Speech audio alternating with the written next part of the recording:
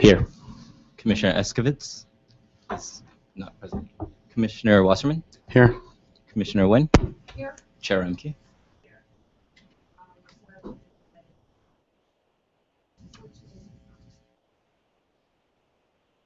There we go. Sorry for the delay. We have a plane issue with Commissioner Kaskovitz, and he should be in shortly, but we're going to get started. So I welcome all of you, and I would just take a brief moment to also welcome John Kim as our official full-time new committee assistant, and many of you will be dealing with him in the future. So welcome, John, and he's doing a great job, and we are very excited to have him. So before we hit the items on the agenda, is there any public comment for any item not on the agenda? Okay, hearing none. We're going to first do the approval of the prior committee meeting minutes. And item 2 is for the April 2014 special meeting. And since I was not there, I will be abstaining from voting. Is there a motion? I move approval of the minutes. Second. John? Commissioner Kasher? Yes. Commissioner Nguyen? Yes. Commissioner Wasserman? Yes. Okay. That is approved. Then we'll move on to item 3, which are the minutes from the June 14th hearing. And if there are no comments or questions, I will move Madam to Chair? approve. Yeah. Just really briefly. One is that I think you abstained, not recused yourself, as set forth under item 4 of the minutes. Much like you just abstained from the other minutes. What page are you looking at? On the minutes of the consent calendar for the June meeting. I mean, the June 19th.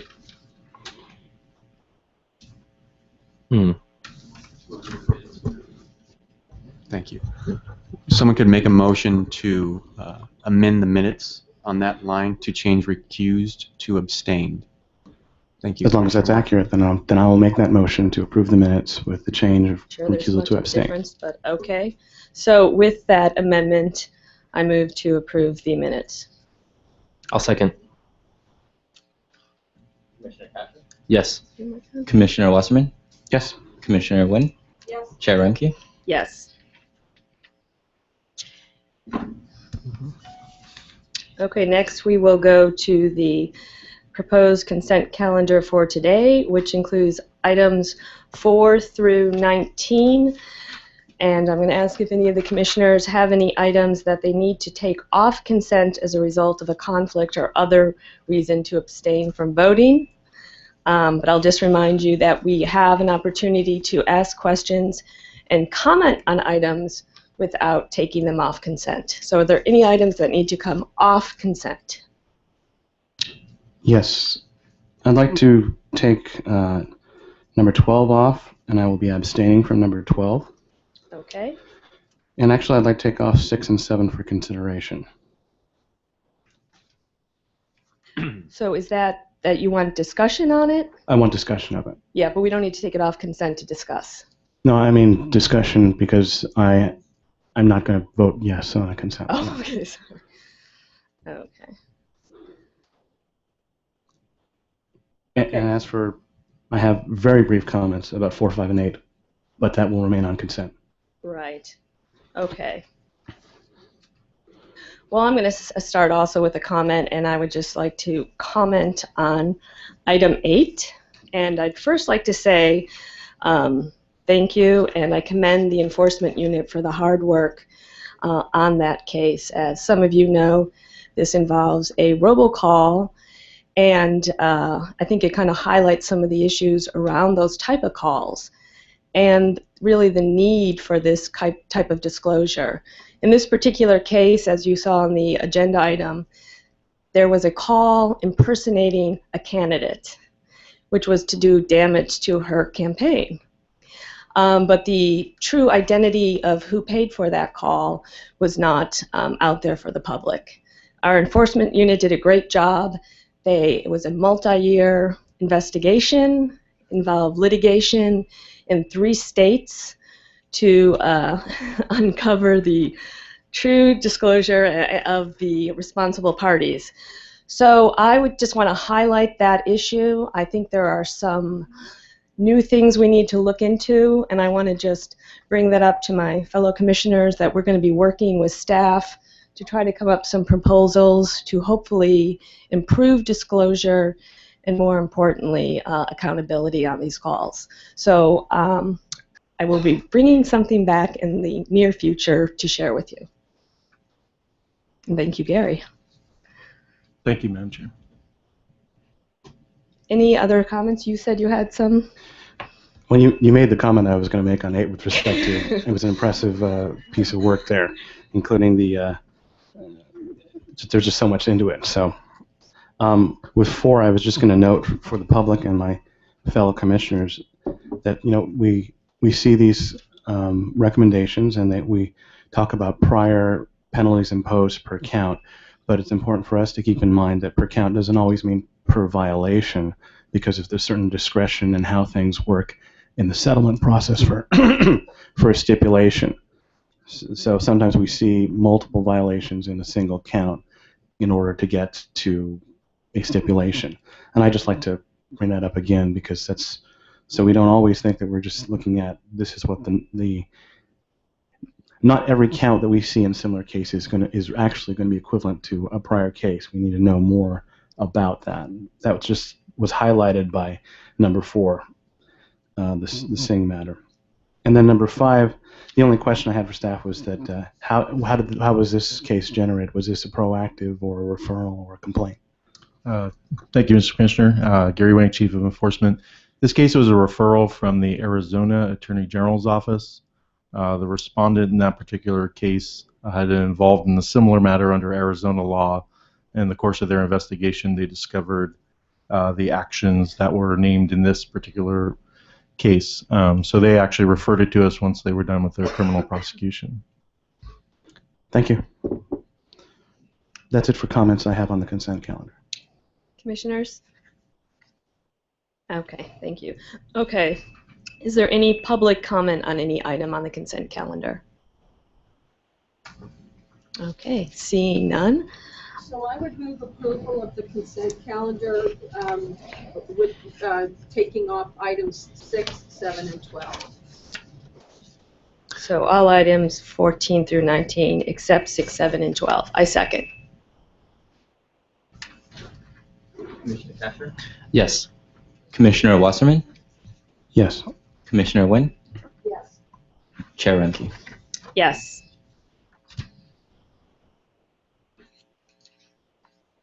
Just take the time. Okay, so now we'll address those items that were pulled from consent, starting with number 6. Do we have any word on when Commissioner Eskovitz is going to arrive? He should be here, hopefully, if all goes well, in approximately 11 minutes and 30 seconds. So is it possible to move on to an informational item and come back to these to give him an opportunity to? We can, I mean, I but can imagine that's not, the chair's discretion on how to no, run the meeting. we just so. don't have too many things to discuss that are not going to involve his participation heavily. If there's an issue on voting and or not achieving a majority, we can put it over and then come back to it at the end. Absolutely. Okay. So I think we're just going to proceed at this point and see how it goes. Okay. Am I confused as to what I'm... No. So number 6, and you want to Okay. start with questions? Sure. No, I'll get to the straight out to the point. Is I'm actually leaning towards a no on this for the reason I actually believe that a higher penalty should be imposed because of the conduct and the facts set forth. If I may, Madam Chair, Gary Winnick again. Please.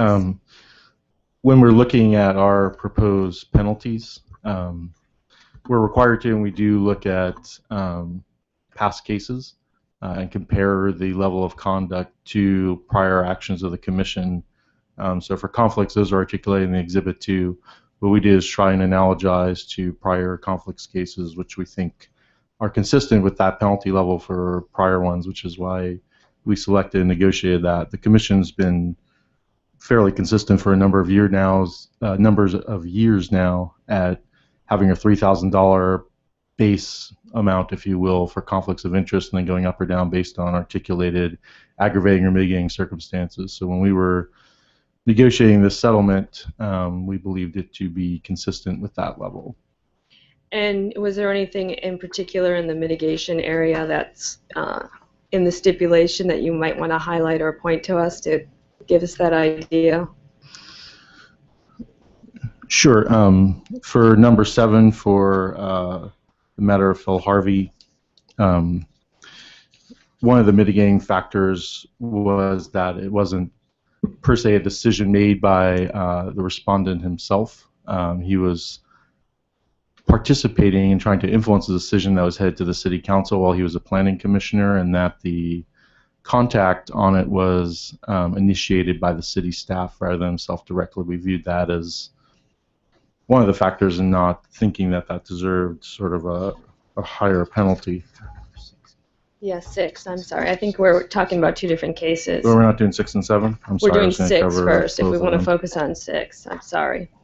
And Mr. Mike, before you, maybe I should elaborate on where I'm coming from so you know you can address them, have an idea of what I'm trying to address. Is that I'm looking at in number 6, comparing that behavior with in the matter of Randy Mark and in matter of Theodore Park, which are prior penalty conflict of interest violations. And I look at these and I see the number of acts, the amount of benefit, and the period of time involved, which you're looking at in Randy Mark. It was 45 equipment rental contracts worth over $11,000 with a 1-count imposition for $4,000. For Theodore Park, it was $40,000 over a 4-year period on 5 decisions with a 1-count. At Park? Did you say 4 years? Because I think it's 4 months on Park. I just want to make sure we're all on this, talking about the same issues. I'm looking at the prior penalty cases cited within the stipulation decision and order, page 13, top of page 13, in the matter of Theodore Park, FPPC number 11-058. I'm sorry, I may be going a little fast with the extent of the agenda after this. So a $3,500 fine for 1 count where the spouse's total share of income attributable to the client that was directly involved in the governmental decision was $40,000 over a 4-year period. And I contrast that to this situation, which, I mean, I understand the process, I understand the analysis, etc. I simply disagree, in as much as the the situation here involves, I believe, 39 claim summaries, including approximately $242,000 in which the respondent had a financial interest over a little over a 3-year period.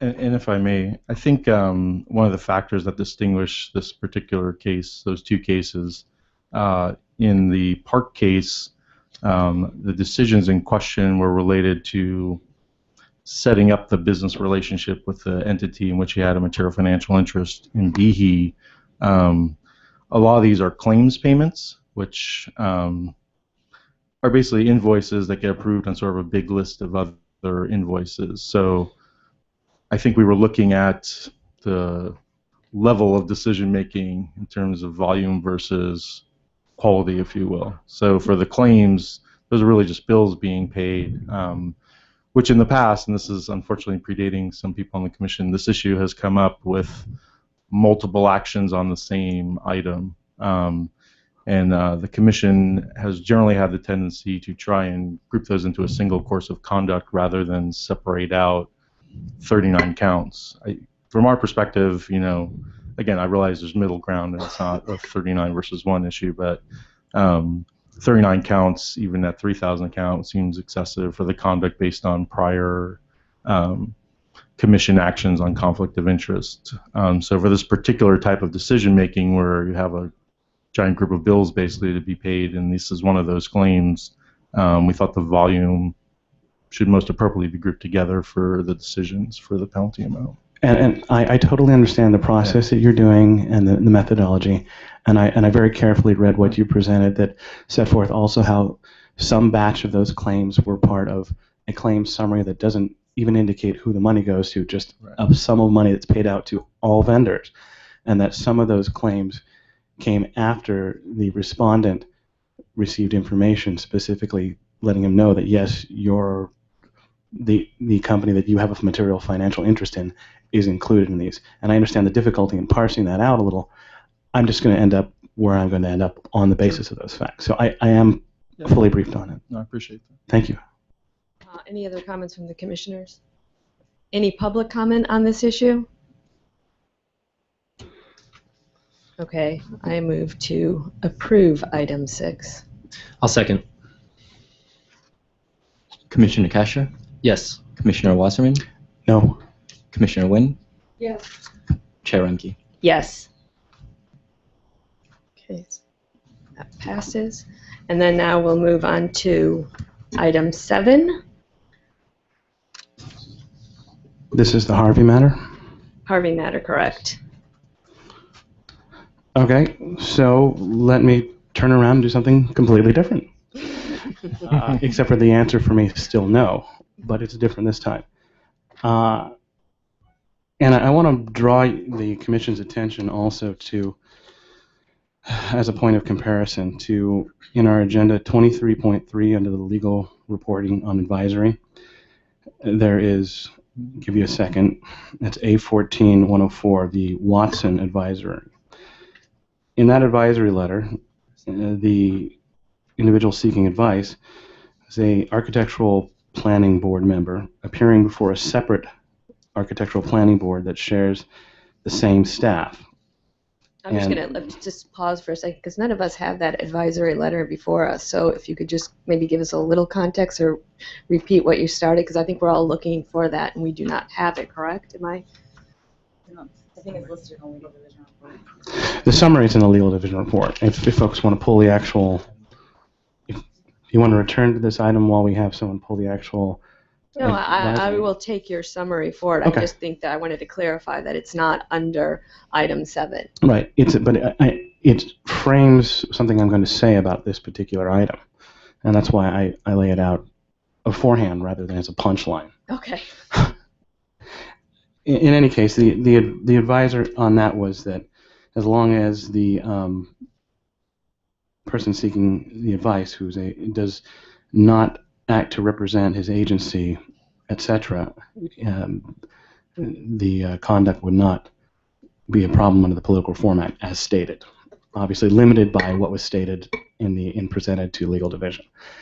So looking at Harvey, here we have an individual who serves on a board who is contacted by a member of the agency staff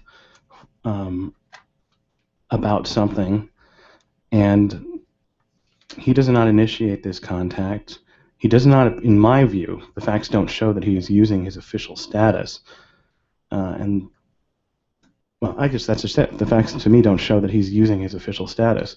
And if he's using his official status simply by being a member of this agency where the staff is sort of interchangeable in different places, and he's interacting with that same staff, then I can't reconcile that with the Watson advisory letter. And even absent the Watson advisory letter, just on the facts presented, I don't see this as him using his official status unless simply being a member is using your official status. So that's just how I'm seeing that. If I may, the one factor for you to consider as a commission, and again, I apologize because I am not fully familiar with the facts of the Watson letter, but there are some specified ways under the Act in which you can participate in government decisions. So if you are working on your own property, you can represent yourself. You can't represent another person. There's avenues if you have a particular technical skill that you've worked on a project, like an engineer. I suspect if we review the Watson Letter in detail, one of those might apply, which is very different from the situation of Mr. Harvey. Mr. Harvey, like any government public official, you can't weigh in on things in your own agency where you have a material financial interest. Just as, even using myself as an example, I could not weigh in with administrative staff on a contract that I had a personal interest in, even though I work in a separate division in the agency. I think if you look at it under that prism, which I think is really legally the way we've applied it and is directly analogous, any participation by your agency, if you consider the city to be an agency and the Planning Commission a part of it, is using your status. So that's really the legal foundation by which we went forward against Mr. Harvey. Again, I know you may disagree, but that was our perspective on it. And there's actually an advice letter specifically on point to this situation that I think makes clear the Commission's position on it in the past. Okay. Commissioners, any other questions? Any public comment for item number 7? Good morning, members of the Commission. This is my first time here. I'm Rosanna Herber, and I'm a member of the Sierra Curtis Park Neighborhood Association. I'm a neighbor there. I just wanted to give the Commissioner Wasserman a little bit more background because I think it would be helpful for you to know this. The neighborhood has been particularly interested in a tree in Curtis Park Village. It is, in fact, the tree 108. It is a tree that is over 100 years old, and the neighborhood fought to get heritage status for this tree. Mr. Harvey, in talking to the planning staff, was using his influence to not have this tree identified as a heritage tree. Further background is that in the city of Sacramento, the tree ordinance was changed by the Planning Commission, and it allowed trees not to be declared heritage based on whether or not somebody said the tree was able to be saved. So what you're looking at in this situation is a planning commissioner who is sitting with other folks, doesn't ever vote on the Petrovich development himself, but he is working directly with planning staff on issues around Curtis Park Village. And by telling planning staff that this tree should not be declared heritage, or this environmental review should be a neg deck and it should be faster, we need to get this project rolling. I think this is a perfect example of how a local person is associated with a developer and using his influence to get decisions from the rest of the body.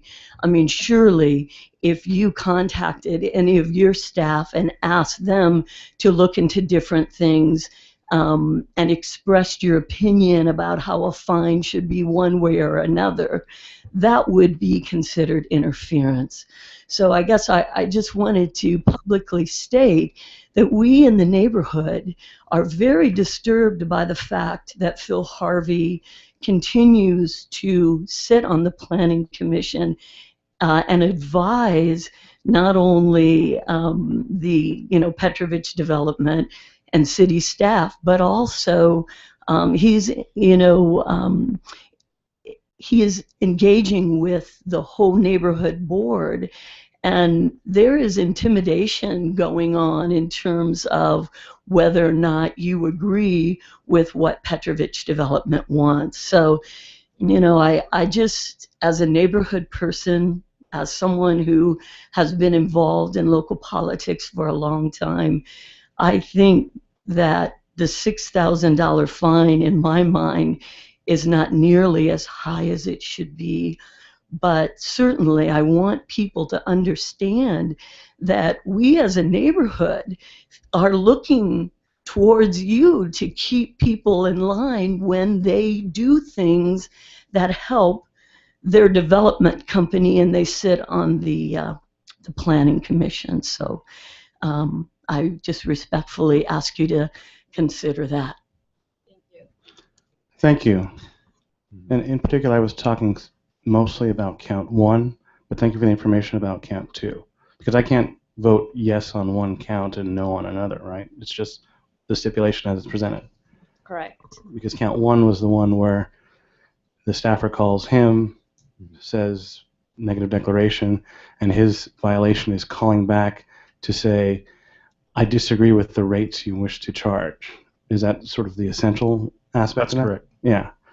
And that's, to me, it's patently sort of unfair. But your point on count 2 is well taken. Thank you. And I'd just like to point out that Commissioner Eskovitz has arrived. Welcome. Okay. Any other public comment on item 7? Okay. Hearing none, I'm going to move to approve item 7. Second.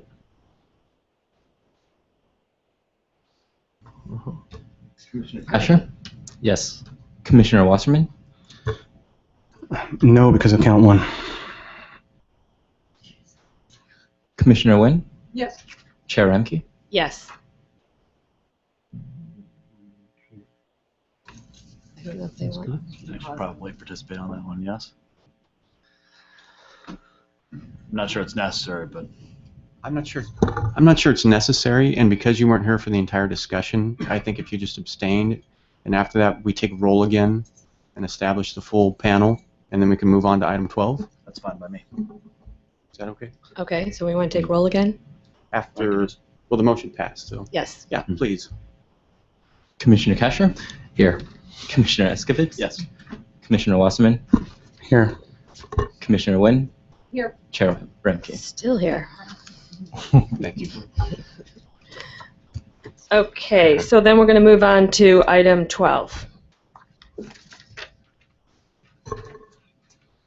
which is out of the Streamline program.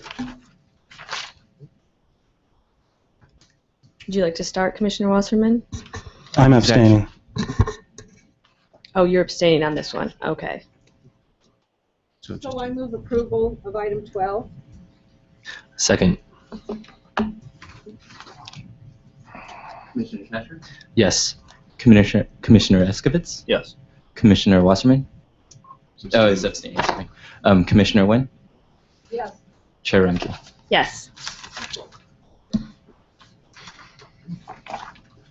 Okay, that is the consent calendar. And Gary, did you want to touch on the informational item number 20, which requires no action? Yes, thank you. You heard this case last commission hearing. We are simply bringing it back to accept the disgorgement which we have collected, and I'll take any questions if you have them. Any questions? Okay, no, thank you for that report. And we put the executive staff reports next, item 21. And there aren't any questions for staff. We'll go ahead and submit those. Any questions? Okay.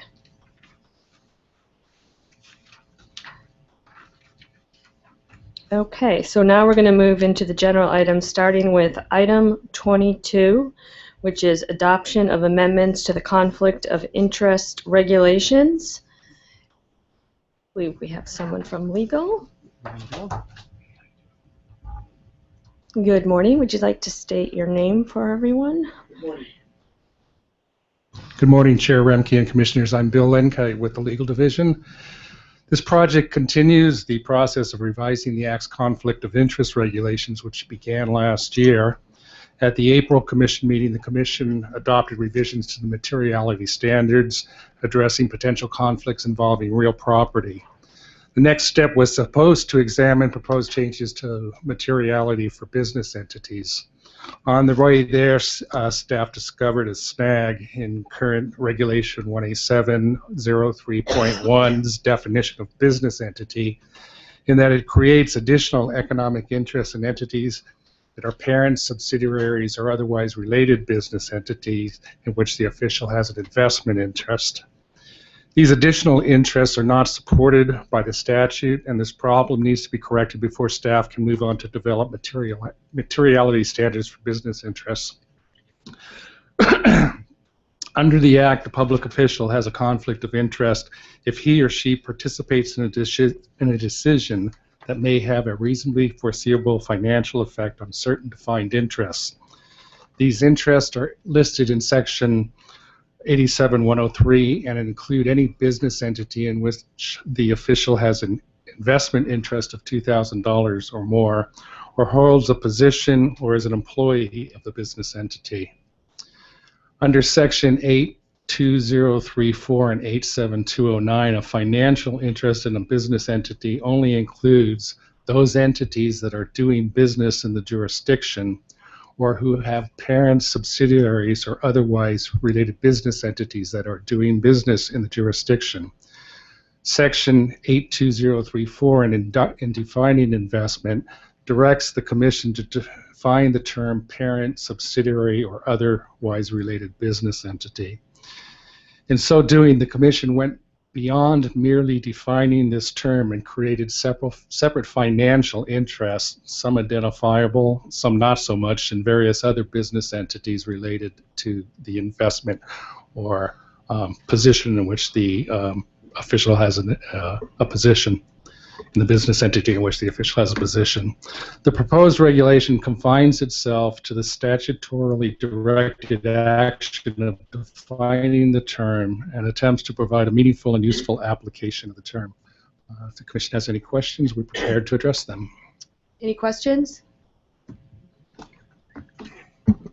So I think I understand the purpose of clarification here. In terms of the scope of the prior investment being beyond what the Act provides, maybe you can shed a little bit of light on that. I thought that since the Act talks about direct or indirect investments, the attempt to define investment was, I guess, trying to provide some meaning to what indirect investment was, or am I misunderstanding how the reg interfaced with the Act? I mean, maybe the reg should have said a direct or indirect investment means the following instead of saying an investment means the following, but it seems like it's trying to capture a meaning to what an indirect investment might be. Yeah, the Act does provide a definition for direct or indirect, and I think it's talking about whether someone in your family has an interest, or you have a certain interest in a business entity that owns property, or that kind of relationship. It doesn't mean every parent, subsidiary, or in this case otherwise business entity, and we define that so broadly you can't even tell what it is.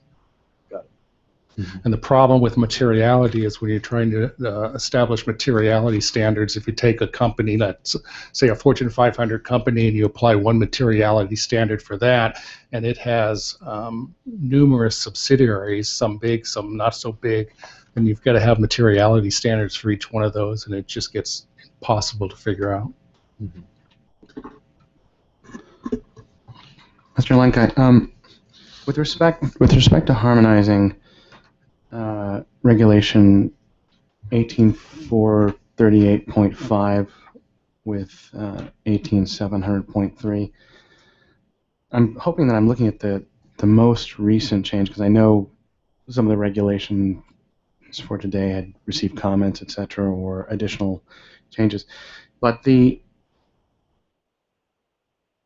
18438.5 B2, otherwise related business entity, language as set as black line for amendment, and the language. I'm sorry, can you repeat which one you're referring to again? Sure. I'm looking at the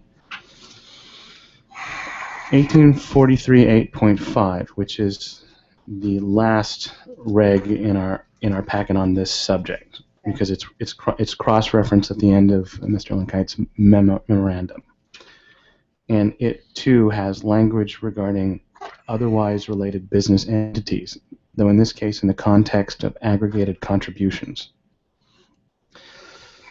And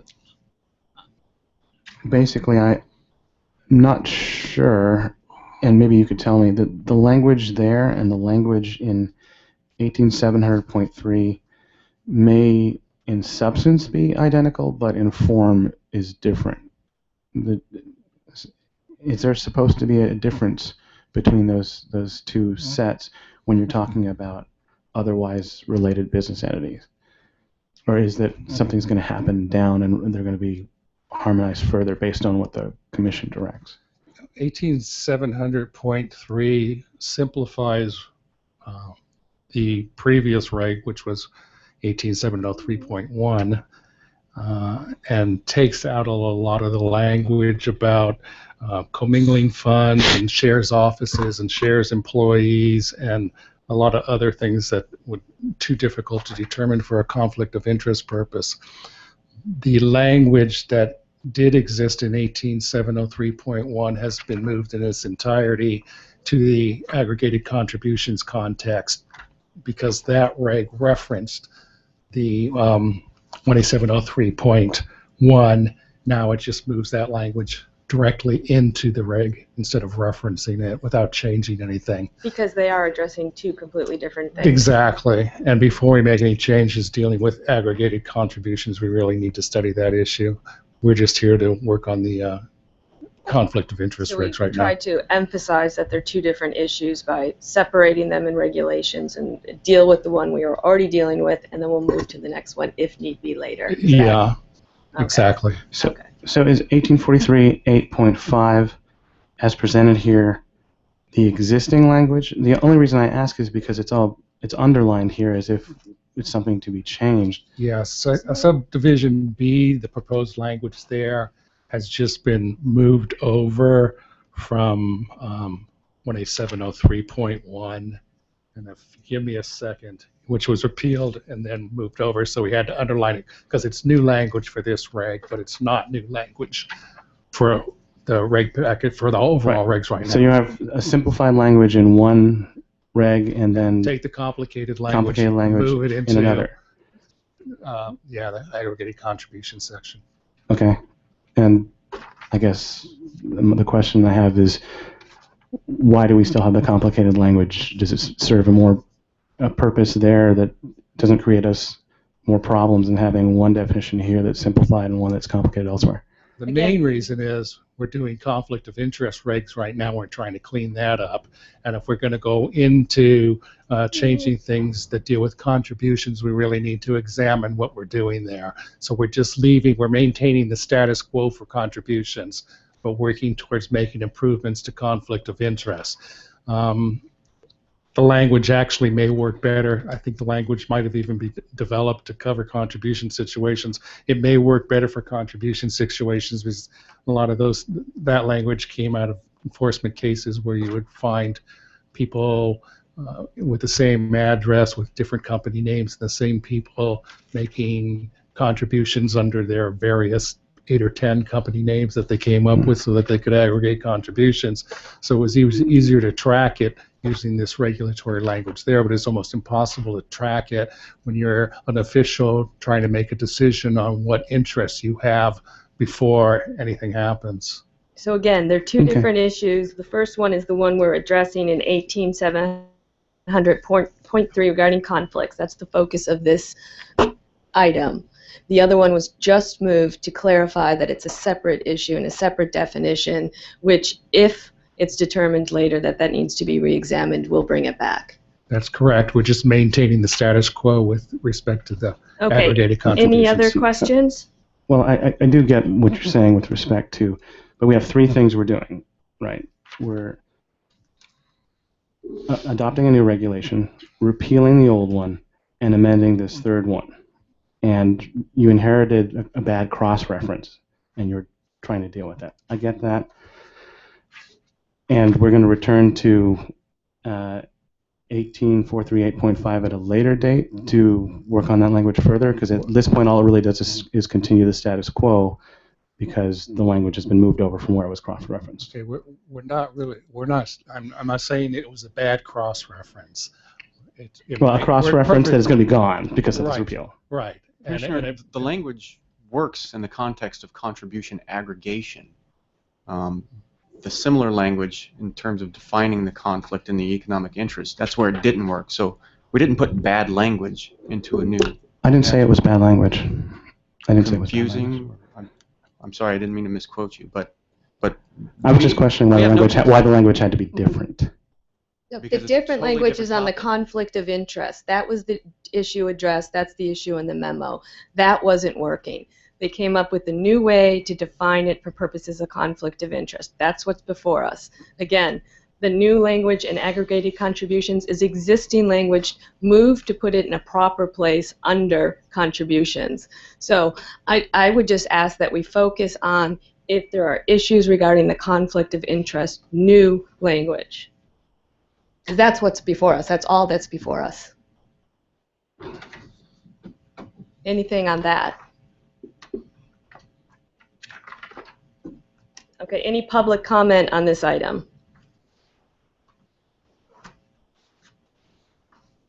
Good morning, Chair Remke and members of the Commission. My name is Sean Mason. I'm the City Attorney for the City of San Mateo and the Chair of the League's FPPC Committee. We did submit a letter yesterday and just wanted to, in the interest of time, highlight two concepts that were stated in the letter. First, I'd like to commend staff, Mr. Lenkite, for identifying this problem and fixing it. We fully support the substance of the proposed language and the amendments and commend him again for that good work. With respect to the placement, I did mention the issue about the placement of the regulation. It is placed in a fairly narrow set of regulations dealing with the general prohibition against conflict of interest, even though those same words have application in other divisions, specifically with respect to disclosure of interest. And so we suggested that it be placed in a different chapter at the beginning of the FPPC regulations that define terms that appear more than one place. Mr. Lenkite and I did discuss this over the phone. He pointed out some limitations with that approach. We kicked around a couple of different ideas and nothing seemed to work perfectly, so adopting this would be fine, and then maybe once all of the conflict of interest regulations are addressed to the clarification project, we can come back and figure out where it makes most sense to place it. Yeah. So no further comments. If you have any questions, I'd be happy to answer them. Thank you, and I agree. I think the thank issue you. of placement, as far as all the regulations are concerned, is part of the regulation project, trying to group them together in an order that makes sense, easily accessible. So I appreciate that. Thank you. Thank you. Yeah, thank you. Well, then, with all of that, I will propose that we accept the proposed Commission action and staff recommendation, adopt new Regulation 18700.3, repeal Regulation 18703.1. I mean, sorry, was there anyone else who was going to speak? I may have jumped ahead. Okay. Go ahead. Repeal Regulation 18703.1 and amend Regulation 18438.5 as stated in the staff recommendation. I second the motion. Yes. Commissioner Wasserman? Yes. Commissioner Eskovitz? Yes. Commissioner Wynn? Yes. Chair Remke? Yes. Thank you. Thank you. Thank you. Okay, the next item is item 23, adoption and amendments to the regulations to implement SB 27 on disclosure of multi-purpose organizations, political activity, and top contributors list. I do want to just flag before either you start that the proposed regulations were, there were some minor amendments, some substantive amendments regarding timing, which I know Hailey's going to address. that were made last night based on comment letters we received yesterday. So those have been distributed. If you have not received them, I believe there's some more in the back of the room. Did all the commissioners, did you get, yeah, you got those? Okay, so I just wanted to make sure that that was there. And again, you know, we don't like to operate in that fashion, but this is an urgency bill, and we want to get these regulations in place as soon as possible because of the November election. But I will also point out that there's more work to be done, and if we see things as we proceed in the next few months, we may be bringing something back. Thank you. Great. I'm Hyla Wagner with the Legal Division, and this item is the package of regulations that implement Senate Bill 27. SB 27 is legislation that passed to strengthen disclosure for multi-purpose organizations that are making political expenditures. And the term multi-purpose organization is defined to include nonprofit organizations, so you'll hear me refer to both. Broadly, the Act's nonprofit disclosure rules require that a multi-purpose organization who's making political expenditures must disclose the donors of funds used for the political expenditures. The organization doesn't have to disclose all its donors who fund all the other aspects of the organization's operations, but say if it makes a $100,000 political expenditure, it would disclose donors accounting for $100,000. And the Act's required disclosure of nonprofit organizations' political expenditures was upheld by the Ninth Circuit in the California Pro-Life versus Randolph case. And new with SB 27, the rules for disclosure of nonprofit political activity that were formerly contained in a small portion of FPPC regulations, have been moved into the statute. So that's a helpful change in itself. They're just more visible. SB 27 eliminates the old first bite of the apple rule for nonprofit disclosure, which was problematic because organizations could come in with a first expenditure of a large amount and didn't have to provide any disclosure. So the new SB 27 rules strike a balance between obtaining immediate disclosure of large political expenditures, but not overburdening multipurpose organizations, which may have many donors and not that much political activity. Under SB 27, a multipurpose organization can qualify as a committee that has to report its donors in two ways. First, if they specifically solicit money to use for political expenditures, they have to disclose those donors at the $100 level, just like any other political committee. And second, if they are spending money from their general treasury of more than $50,000 in 12 months or more than $100,000 in 4 years, then they're going to be required to disclose donors at the $1,000 level. And they'll use the LIFO, last in, first out accounting method to disclose those donors who gave closest to the political expenditure. So in line with California Pro-Life versus Randolph case, SB 27 is keeping the multipurpose organization's reporting obligations reasonable. It doesn't require them to disclose donors if they're spending less than $50,000 or less, or $100,000 or less. When they do disclose, they're disclosing at the $1,000 threshold, not at the normal $100 threshold. Also, a multipurpose organization that's making expenditures from general funds, it doesn't have continuous reporting obligations like a regular PAC. It terminates automatically every year, more like a major donor. And SB 27 also deals with situations like we saw in the Americans for Responsible Leadership case, where one nonprofit organization receives a contribution from another nonprofit that received it from a third organization.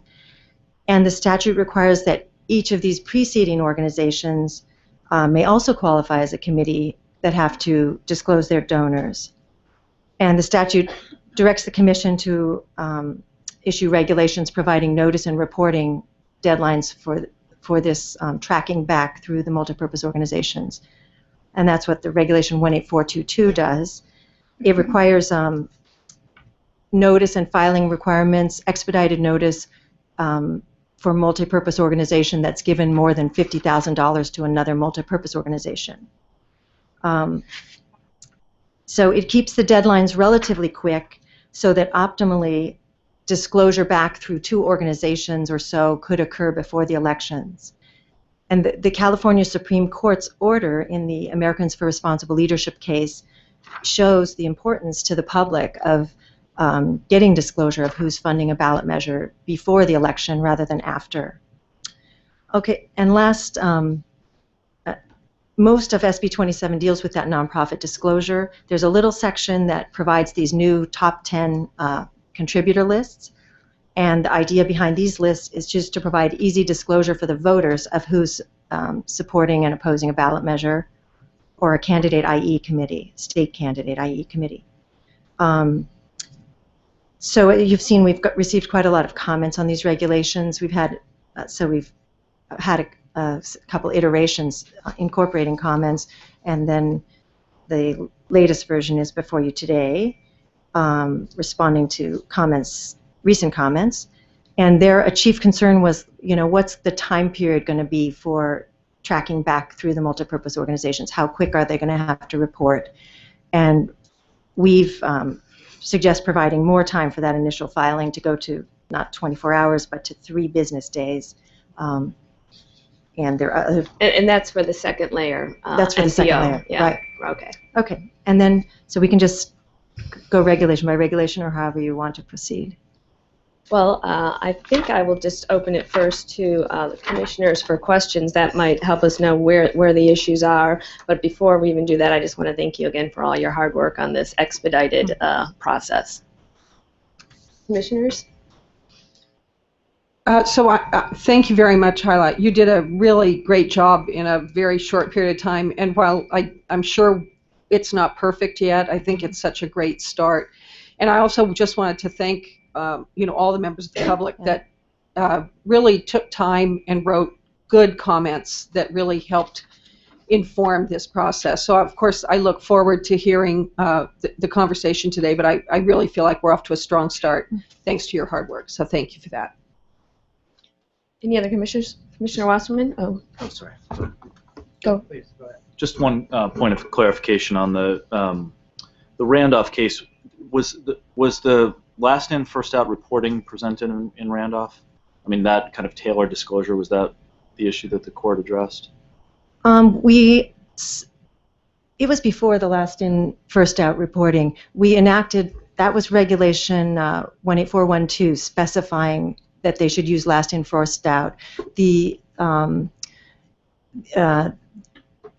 provision in 18215, that was the old provision, for nonprofit disclosure, just required them, you still had to disclose, if you make an expenditure of $100,000, you disclose donors up to that amount, but you could use any reasonable method. So the concept of you're disclosing, but only to the extent, the dollar amount of the political expenditure of the expenditure is going to be what's disclosed from contribution identities. That was presented in Randolph, and yes. then we implemented it through last in, first out after that. Right. Got it. Randolph upheld our initial set of regulations that required disclosure by those contributors who knew or had reason to know. That was a very important aspect of that case. So it gave legitimacy to our efforts to get disclosure from those people that should have known their money was coming to California. So I'm sure you've considered this, but I guess that's what I was getting at with the question. So the knew or should have known standard, does that still apply to this reg with last in, first out? If I make a contribution, say, to a nonprofit that then goes and spends the next day $100, $100,000, I guess it doesn't really matter. well, in this case, it has to be $50,000. $50,000. So $50,000, $100,000 doesn't matter what the amount is. And I'm last in with my contribution. Does that make me automatically subject to disclosure? If you gave $1,000, yes, in the last in. Without regard to whether I knew or should have known. It's basically a presumption that if this nonprofit is going to be that active at that dollar threshold, you should have known that they were going to do that. And was that presumption addressed in Randolph, or the logic of that presumption? I don't recall the addressed? exact presumption it was in Randolph. It was the Yeah, I mean, it's recognized that the old presumption was If they've given if they had before. given $1,000, a nonprofit had given $1,000 before, then all its donors are on notice that any money they give it could be used for political purposes, and they could be disclosed, and that was upheld in Randolph. But there is a provision in here if for those who said directed their money not to be used for political, yes, exempts them from the disclosure. Right, you'd skip foundation money, any money that can't be used for political Any purposes. restricted money. Commissioner Wasserman, did you have a question? So on that note, someone gives some money and then later says, oh, I found out about this disclosure thing. I want to make clear that that contribution was for the other purpose, not for political. And then they're still going to end up being reported because of the time frames? Well, not necessarily. I mean, you could, just as the statute, SB 27, contemplates that the organization could talk to a donor and get agreement that their funds could be used for political purposes after the donation is made. I'm sure that they could probably restrict it after it's made as well. The statute's silent on that, so our regulations don't go there, but we would certainly interpret it that way and apply it that way, so long as that money wasn't already spent. Yeah. Theoretically. But yes. Okay. Assuming that the MPO would return those funds to the Or- extent Or just not use them for the political Not purposes, count that, right. keep them for something go to separate. the next donor. Yeah. Right. Okay. I just have two other hopefully brief questions. The first was, but I want to also chime in that, yes, great job dealing with the different comment letters coming in and being responsive to them and getting this to a point where we can actually do something with it as things are constantly changing. And it's great that we got that response. Yeah. In Charles Bell's letter of June 19th, 2014, at the very end, number 3, housekeeping issues. Looking at this, looks like the references to material, web links, and telephone numbers, I think that's already been dealt with. Taken out. Okay. And then with respect to what he indicates about the term nonprofit versus tax exempt, Yep. that issue was examined, and then Yes, this is what and we have. we added tax exempt in there a couple times to try to make it clear. All right. One other thing was with respect to the multi-layer reporting. So the nonprofit reports that it received money from another nonprofit, and it sends a notice to that nonprofit saying, you are on notice, the specific language here, and you have obligations. If you contributed $50,000 or more. Right, if it hits the threshold. So it would be a violation of the statute to not give that notice. One, yeah. Right. So then there's potential liability for that. And then on the flip side of that, if the other entity says we never got the notice, does that? I mean, because you're going to hear that a lot, right? I never got the notice. Is that probably a factor we're going to end up considering in terms of penalty or in terms of liability at all? How about proof? Because it does require that the first MPO maintains proof of notice, correct? That's right. That's correct. It's on page 4 of Regulation 18422, the expedited notice section. The committees are used to giving notice. It's similar to the major donor notice. So they routinely provide these notices, and this is just a new one for a very small circumstance when you hit another multipurpose organization that's given more than $50,000. Yes, the initial other versions had required that they get confirmation back from the other organization that they had received the notice, but the senders didn't like that because you can't control the other group's behavior necessarily. So we settled on keeping a record of the notices sent. So the recipient organization, i.e. the first MPO, she'll send it by email, overnight delivery, fax, and she'll maintain a record of all notices sent. Thank you. So it's up to the skill of Gary Winnick and the Enforcement Division after that, I suppose. That's right. And yeah, if it became a problem, maybe we could I think add that's something. the issue of proof, right? Yeah. Okay, commissioners, any other questions? Okay, any public comment on this item?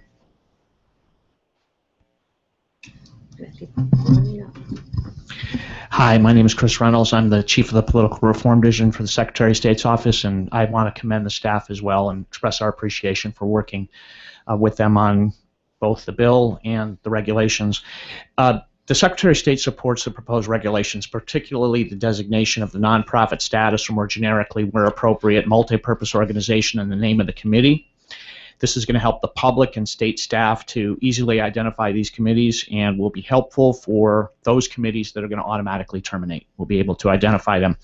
We agree also with the regulatory allowance of abbreviated designations to save limited space for electronic filers with respect to the use of the term MPO in place of multipurpose organization. And to the extent that the regulatory process allows for it now or in the future, the same thing could be applied to nonprofit. As opposed to using nonprofit, which takes up space, they could use NP 501C, fill in the blank with the appropriate number, if that's possible. We also support the provisions that call for a reactivated committee to use the same committee ID number, so there's historical continuity where possible. We support the expedited filing schedule that's been mentioned, for the MPO who has reason to know that the legal threshold for filing has been met.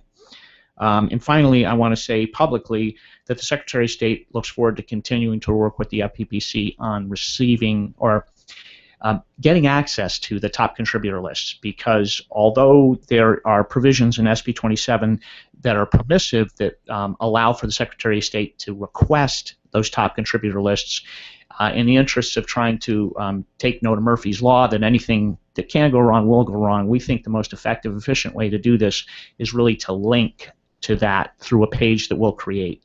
So we have some other obligations under law, and eventually we may not be able to just provide that access and may have to accept the list in the future. So we'll be interested in the actions that happen hereafter with respect to how to submit those lists. But for the time being, we just wanted to say publicly we're going to link to the lists or the web page that's going to display those top contributor lists as opposed to requesting them. So on your web page, you're going to link to our web page that has the top 10 contributors. Correct. Perfect. Okay. Thank you. Thank you. Any other public comments?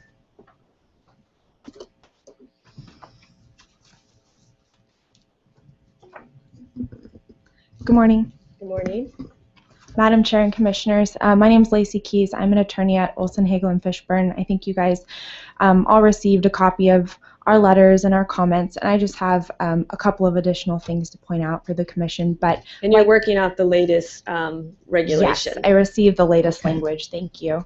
And I also, at the outset, wanted to thank particularly Hyla and the Commission staff for how much we've been able to work together, and both on the bill as well as on the regulations. And I agree, this was a really quick turnaround and a great job at getting language out there and available for people, since I've already registered one of these types of organizations, and I think that there will be more. So going through the regulation just in order, because I think that's an efficient way to address a couple of the comments.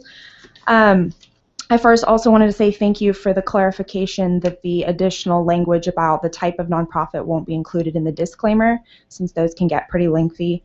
And also the change to add that information in a parenthetical to make it less confusing that that's not part of the entity's name. Hopefully when we get down the road and have an improved online filing system, that can be taken out of the name and resolved via a box or some other place on the form. So we hope the Commission will consider that in the future when that becomes a possibility. One of the items that we pointed out in our letter that I don't think has been addressed yet is that technically under the statute, the requirement to indicate the type of organization does not apply to federal and out-of-state committees. So the Commission has, in this regulation, imposed that on those entities. Wait, well, why don't you tell us which regulation and where you're referring, just so we're all on the same page. Sure. It's 18422. And we're in section, it would be subdivision B1. And then the corresponding statutory language is in 18422E. 1 1, there's a lot of subparagraphs in here. A. Right. Okay. And so that's the provision that basically requires all the entities that trigger under C2, 3, 4, and 5. Those are the ones that are required to disclose, whereas C3 or whatever the case may be. But C1 is actually what covers the federal and out-of-state committees. And the reporting requirements for the federal committees, they're required to disclose on their 460, the campaign report where they disclose their activity.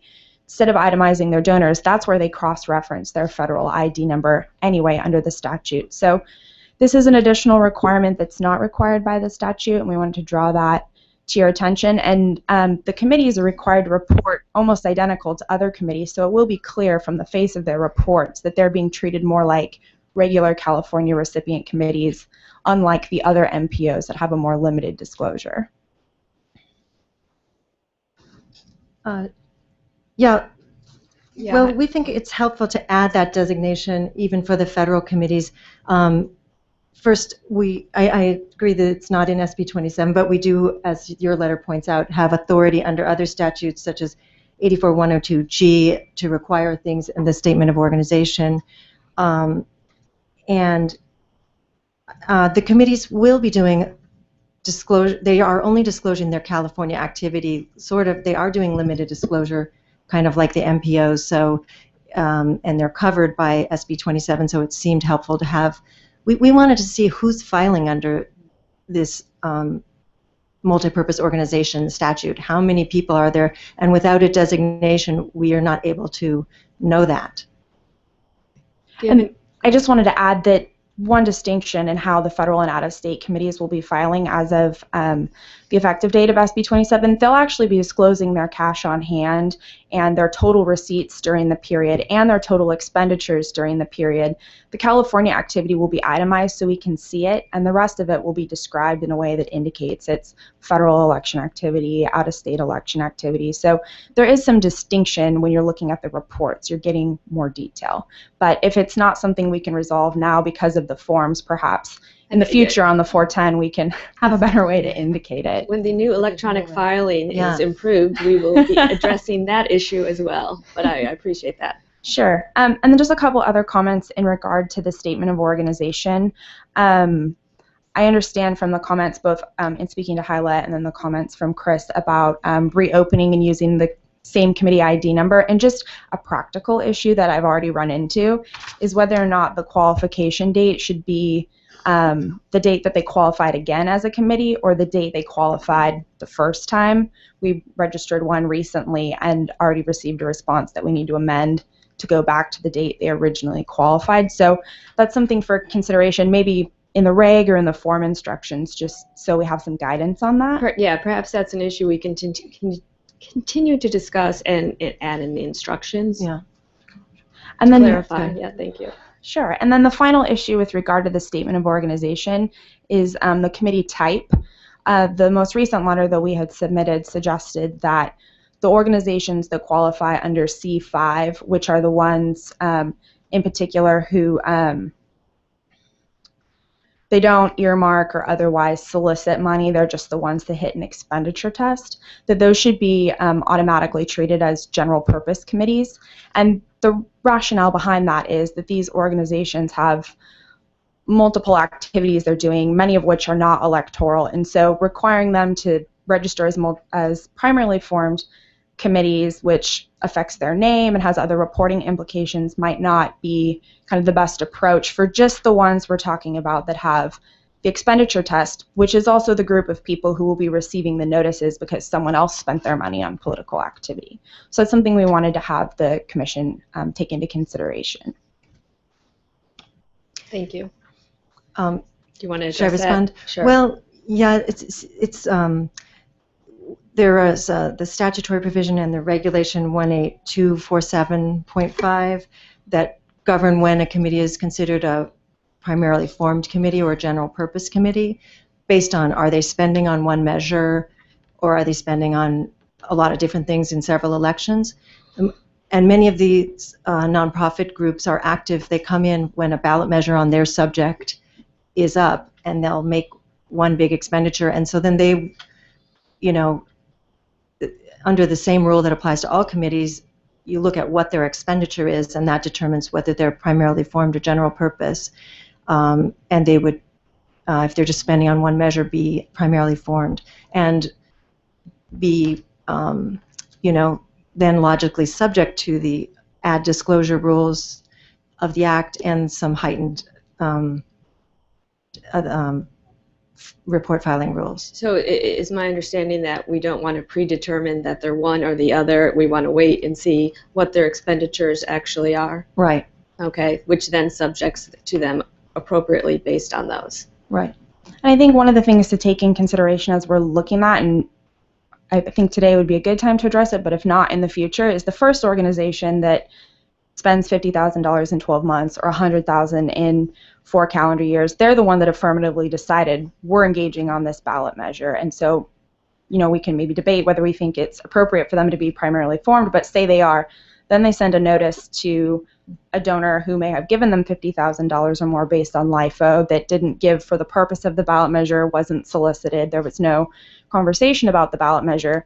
So then they get a notice and they've given $50,000 to a primarily formed committee. So then if you do that percentage analysis based on the 18247.5 regulation, that organization becomes primarily formed. So when they file their first report, there's a question as of, do they need to be filing 24-hour reports for the donors that they disclose pursuant to LIFO? So you can see how it kind of will go back in time, and it creates these questions of, do they need to be filing 24-hour reports for every donor they disclose?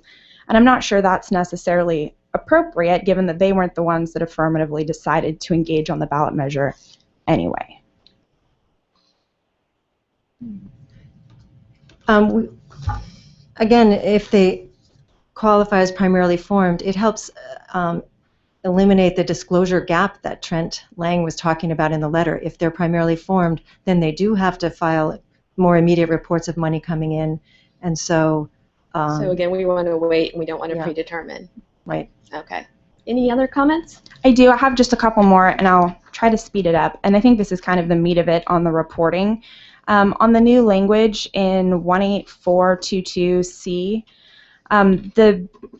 the how donations are handled has been split in two, and the first subdivision, paragraph 1, I think it may need to be clarified just a little bit, because according to the statute in section E1C, an organization that receives solicited or earmarked money discloses that money first, and then if that money isn't sufficient to cover all of their expenditures, then they go into the last in, first out accounting method.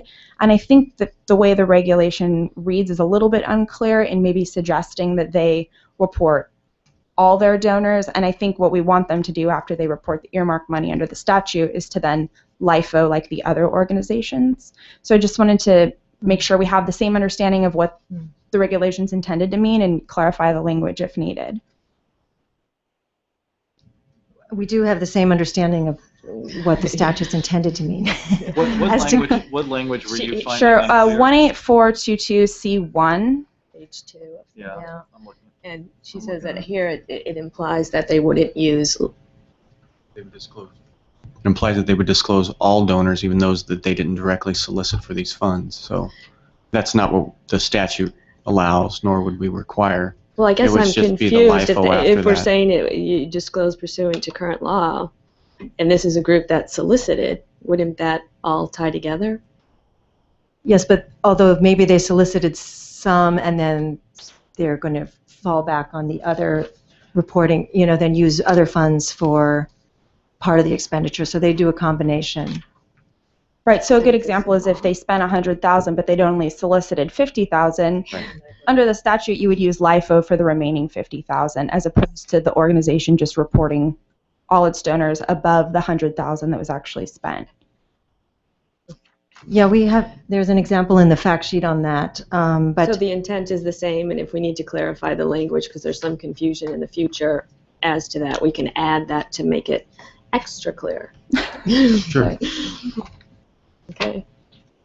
And then the last item that we just had wanted to make some oral comments on as well was the time period for the expedited filings. I know that we've gone from 2 days to 24 hours now, I think, to 3 business days is where we're currently at. And I just wanted to make sure to put this particular... And just so we're all clear, now you're talking about the time periods for the peeling back MPOs, the ones who contributed to the initial organization. Right, so that we're talking now about the second, third, fourth layer donors potentially. So everyone's on the same page. Which is starts at subdivision E in the same regulation. And so we've already talked a little bit about the context in the context of general purpose committees, but again, here's where we're dealing with folks who may have given their money to some entity. They decide to spend the money on a ballot measure. They receive a notice in the mail, hey, we spent $50,000 of your money on a ballot measure, and this applies to all organizations, large sophisticated organizations, potentially small organizations that may have a lot of grant money but not be overly sophisticated, run by volunteers, etc. So they receive this notice in the mail and are expected within 3 business days to fully comprehend SB 27, the implementing regulations, determine if they need to register, determine which donors they need to report, understand and complete all the forms within 3 business days. And given kind of our firm's collective experience in advising people under the old first bite rule, which had a 4-year look-back period, that's going to be very difficult, if not impossible, for many organizations. Well, I want to pause on that statement for a bit, because you say sometimes they're going to be sophisticated, unsophisticated. I think when we talk in reality, we're talking about the first organization has given $50,000 on an expenditure, and they received money from someone who gave them at least $50,000. I think once it's known that me as an organization that I'm about to make a $50,000 expenditure, I'm probably going to notify the people who gave me money as soon as possible if I want them to give me $50,000 contributions in the future. I mean, I think there's a certain level when we're talking this large sum of money, people aren't working in the dark.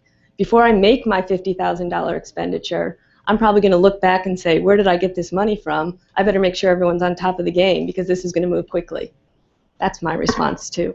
I mean, hopefully, in practicality, I don't think that happens all of the time, and we're setting up folks. It's not just that we want them to file within 3 business days. It's that if they're unable to understand the law and comply with that in 3 business days, now they're subject to a violation and potential penalties. So I think taking into consideration, one of the things at the time we were talking about SB 27 was there was an understanding that potentially some of the money, and again, we're only talking about the people who nobody came and asked them, I need $100,000 for this ballot measure. There was no subsequent agreement that use my money on this ballot measure. We're talking about organizations that just generally gave.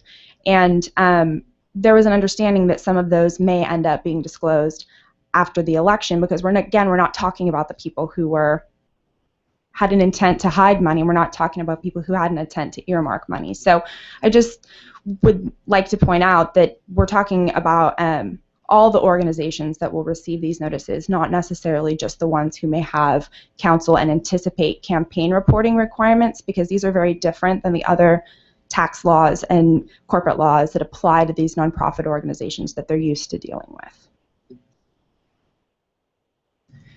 Well, and I know they'd also, after they got the notice, the second level MPO would have 3 days to do its LIFO and then 3 days to report, so it gives it more like 6 days. I mean, it's still a short timetable, but if you don't keep them relatively short, then there's no disclosure before the election.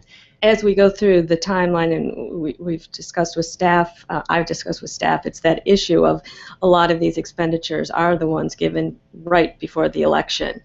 And to start to expand it, we're going to miss the point of disclosure before the election. And again, I would contend that people who are giving at the $50,000 level each stage back are fairly sophisticated and or now are on notice that they should be.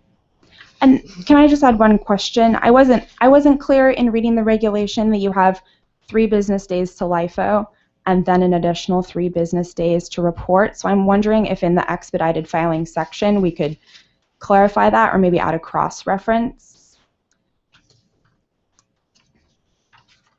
because I had actually understood the regulation to mean you have 3 business days to take care of everything.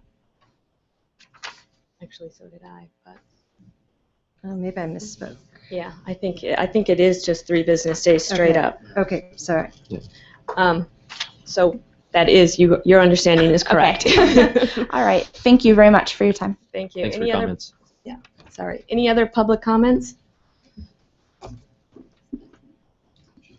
And what's our time limit on public comments? Was it the 3 minute?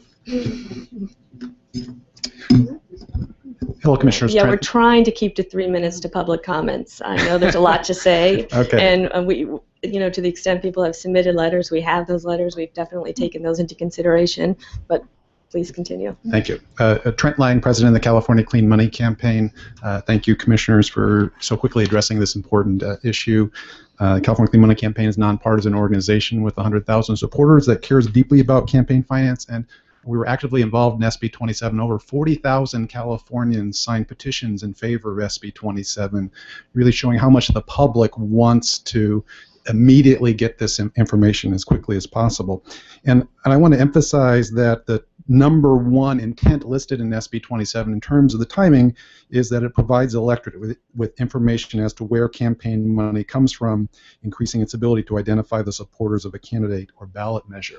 So I want to commend the staff for creating these regulations to require expediting filing in as reasonable a time as possible. And I think the 3 days is a very reasonable time period, while ensuring that in cases like that Arizona case, the information does get to the public as quickly as possible. And in our letter, we actually showed a detailed analysis, our walkthrough with the understanding of the timing in that Arizona case. And with the original staff proposal of 24 hours, it would have been well before the election. If the timing for expedited filings had been 10 days, as has been requested by some stakeholders, the reporting of those very original contributors, original millionaires that gave the money 3 layers down, would have been well after the election, 15 days after the election.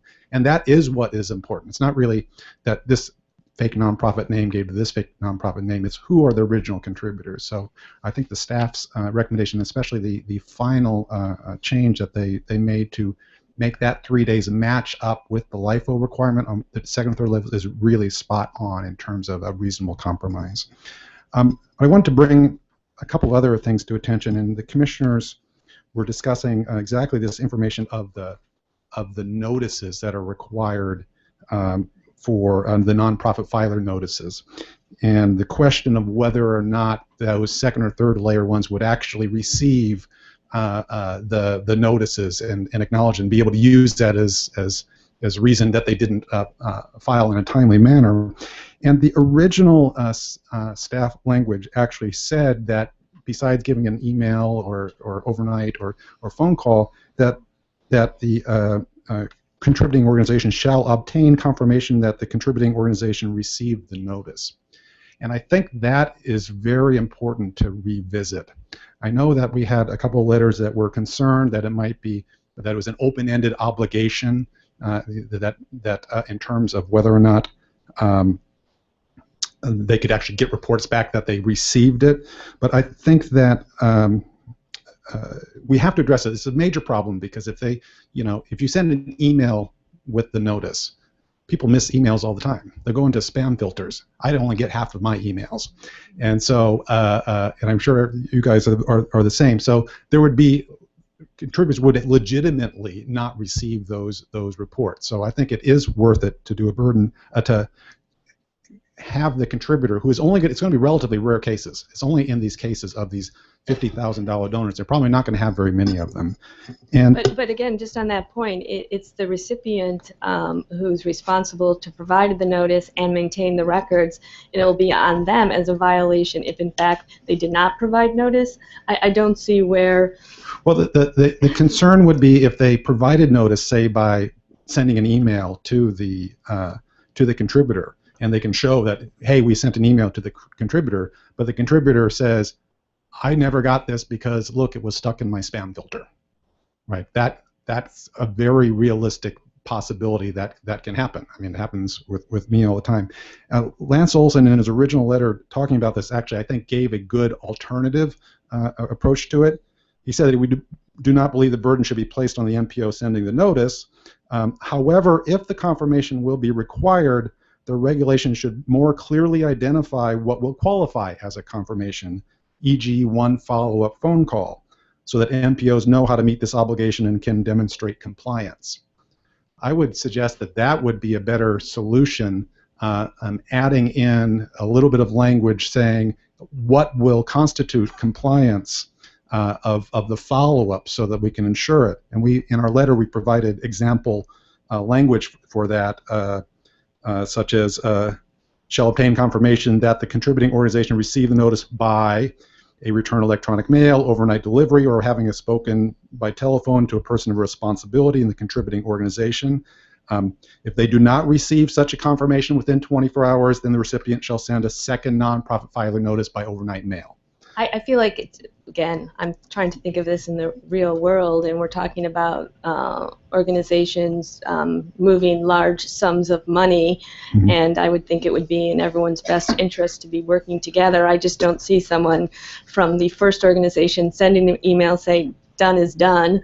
You gave me $50,000. Good luck if you comply or not. I think the reality is we're dealing with people who are already in conversation with each other. Good point. Okay. I guess I would not want to make it overly complicated at this point until we see an issue where people are really not receiving notice, which I do not think we're going to get. And I think that highlights the importance of using the knows or has reason to know language when it comes to that notification. Right. So the reason to know could be the fact that we can prove that email was sent, whether or not they looked at it. Okay.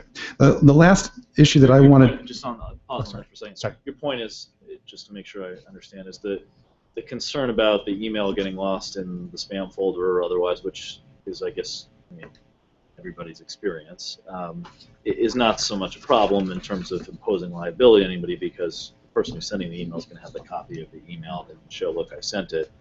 Your concern is that the recipient might say, I really didn't get it, that's why I didn't file in time. So, I mean, that was an issue that you guys discussed earlier. So I don't know if they can use that as an excuse or not, or I wanted to raise that as an issue, especially since staff had that line, shall obtain confirmation in the original language. Yeah, we're just trying to strike a balance with all the stakeholders here. I think there's already been some compromise on that. Did you have any other comments? What would be the? I mean, I don't know anywhere else where notice by email is considered adequate for imposing, legal obligations. That does seem to me of a concern. I mean, maybe this is a question of how we're going to administer it when people come in and say, I didn't get the email, it was blocking my spam folder or whatnot. But that does appear to be an issue to the extent that the recipient of the email would then be on the hook for further. I'm no technology expert, but aren't there ways to, when you send an email, to establish confirmation that they received it? You could. I mean. And if you sent it with that. I mean, if we're talking about that would be that's possibly a fix for this issue. Would be certainly better than just a confirmation on the sender side that the email was sent. I mean, I don't know.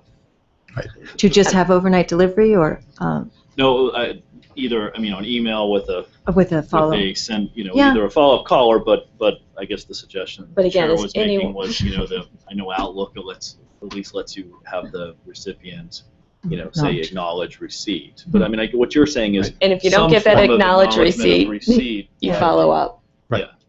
Yeah. I mean, I think that's what we're suggesting, something like that. Well, but again, that would be on the recipient to send that, and if they want to make sure that notice was received and proof of that as they're required to maintain their records, it seems that it would be prudent to put that on their email.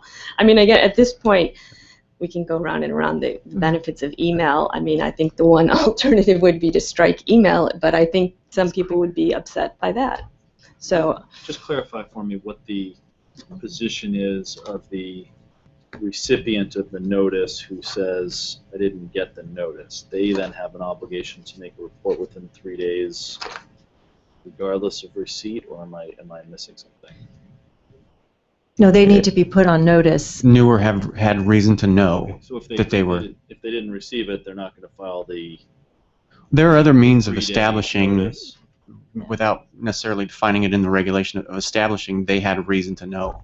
But absent some demonstration of their reason to know, they're going to be excused. Sure. Yeah. Anything else? Yes, one last issue that I raised in the letter that I think is very important. That is, and I'm not sure if it's possible that the new language last night addressed this, but I'm not sure if it did. We're concerned that there currently is a major loophole in the reporting of that first level organization that reports their contributors on a LIFO basis, because as currently drafted, if I'm understanding it correctly, they are not required to file an initial Form 460 report. So they have to identify their contributors on a LIFO basis, and they have to tell those contributors with the next a nonprofit filer notice that, hey, you may have to file yourself, which is great. That's crucial. But if I'm understanding this correctly, they might not have to report those contributors to the Secretary of State or anybody else until their next Form 460, which, if it's 70 days before the election, could be a month and a half, or if it happened after the last pre-election Form 460, would not be until a couple months after the election. This seems to me to be a terribly major loophole, because then you would not be able to, if I'm correct about this, you would not be able to even trace back, because you would not be able to look and see who the contributors were to that first linchpin multi-purpose organization. I don't understand about the not tracing back, but you are correct about those initial MPOs. Yeah, and we were talking it through a little more after Trent raised the issue, and if the first multipurpose organization came in as primarily formed, then for its contribution, its first report might be on a Form 497, a 24-hour report that you have to file during the 90 days, and primarily formed committees do have to show their money coming in on those reports. So maybe, so we're thinking it would get it that way, and that's an important reason why they need to stay in the primarily formed category. If that's what they are. If that's what they are. Right. If they're just spending on one measure, because that's an additional reporting requirement on those But committees. we have discussed your issue, and I would say, to the extent there is some open-endedness for that initial MPO, it was not initially in SB 27 or addressed. Right. So we feel that it was not appropriate for us in a regulation to increase that obligation. But I think we've tried to cover the various scenarios and how quickly we'll get it. And again, if that continues to be an issue or a loophole that's significant, I think it's something we'll have to go back to. Okay. Is it not possible? Does that would treat them as late contributions essentially at that point as we were discussing? Yeah. Okay. It would. My last question on this, and I don't know if you would have it in your ability to do so, is if there was the ability to make them file an initial Form 460 like the second or third layers have to, then that, of course, would be ideal. And maybe you don't have that in jurisdiction. I think that would be going beyond our authority since it was not in SB 27. Okay. Perhaps Well, it should have been. thank you very much, and thank you very much for your staff. Fabulous job on this very important issue. Thank you for your comments. Any other public comment? Hi, I'm Dorothy Nabel, I'm sorry, Sacramento Coordinator for CCMC. I deal with the... Can I pause? Yes. I'm sorry, I don't know what CCM... Oh, sorry, Trent's organization, California Clean Money Campaign. Thank you. Yes. I deal with the people, the hundreds of thousands of people. The 100,000 he mentioned are just our signers of petitions. There are many organizations who have more, so it's more like at least 200,000 people who are actually involved with this law. And I'd like to say that this is law. Newspapers across the state have congratulated the legislature and the governor for passing this law. The public now is expecting that it will know, for instance, who it is who's advertising to them. Major polls have shown for years that 80% of people, and that's across the board, even Tea Party members, want to know who these donors are. So despite the abstruse things that your committee has to work out and the what might seem like burdens to the lawyers who are working for the donors, major donors, despite those things, please keep in mind that the public expects to know well before the election, each election, just who paid and who says what. It's the only way the public will understand. Now, just since last night, our organization informed those people by email that we would be meeting with the FPPC, and I have here the start of our answers. 2,475 people sent statements, and they're still pouring in. So who may I give this to that's legal? Okay. Thank you very much for dealing with it. Thank you. We appreciate it.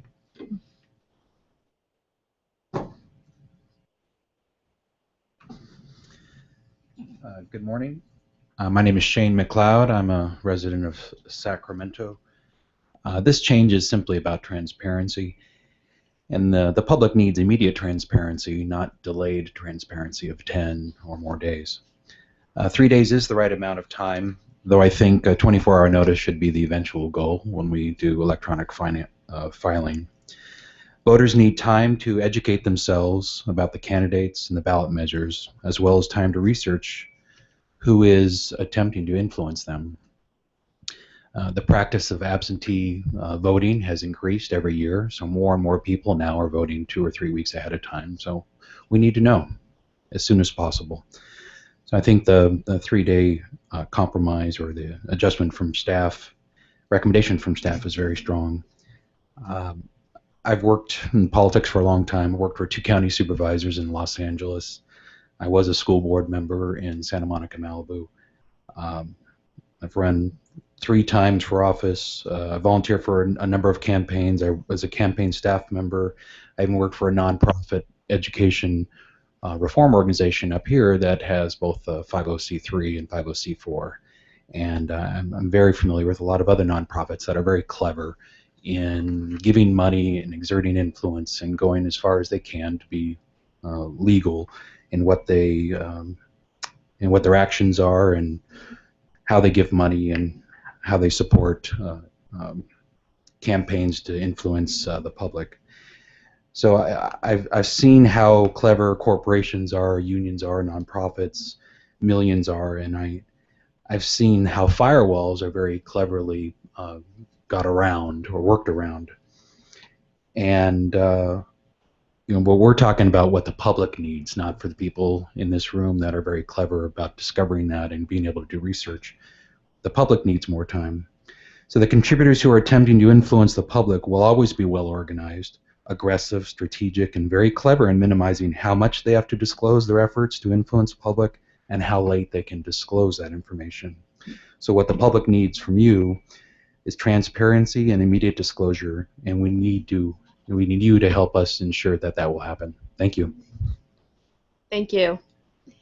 Any additional public comment? Madam Chair and members of the Commission, I'm Trudy Schaefer, representing the League of Women Voters of California. And I did want to say that we have supported SB 27 from the very beginning when it was introduced in December of 2012, and our members have looked at that and other measures over these 2 years of legislative work with a real pleasure that, in fact, we are in increasing transparency of campaigns in California.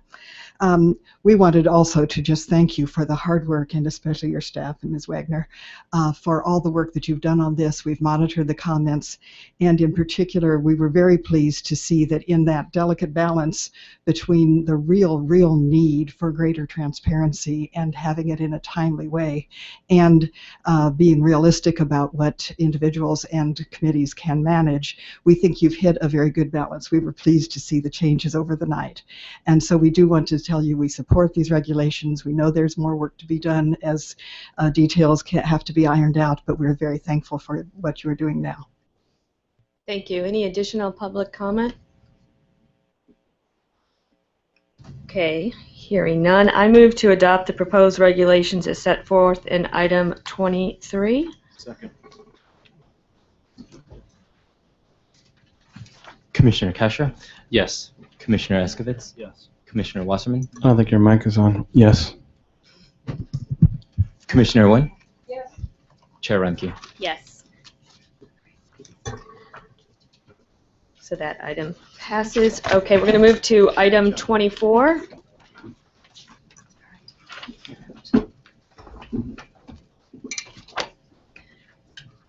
And this is an appeal by the Board of Pilot Commissioners from our February 21st, 2014 order stating that the port agent position be included in the board's conflict of interest code. The background is, after that order, we granted the board's request for a hearing before the full commission. As the parties know, our order set forth procedure for briefing and provided that each side would have 15 minutes to present its argument today. Although I will say that we have all the material and have read it, so we probably should focus on things we're unfamiliar with or questions.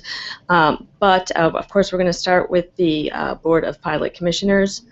If you can please state your name. Good morning, Chairperson Remke and members of the Commission. I am Dennis Egan, Deputy Attorney General, representing the Board of Pilot Commissioners for the bays of San Francisco, San Pablo, and Sassoon. I would like to reserve 2 minutes for rebuttal. Two issues warrant particular emphasis. The first of those is whether the Court of Appeals decision in the Public Records Act litigation against the port agent has any application in this case.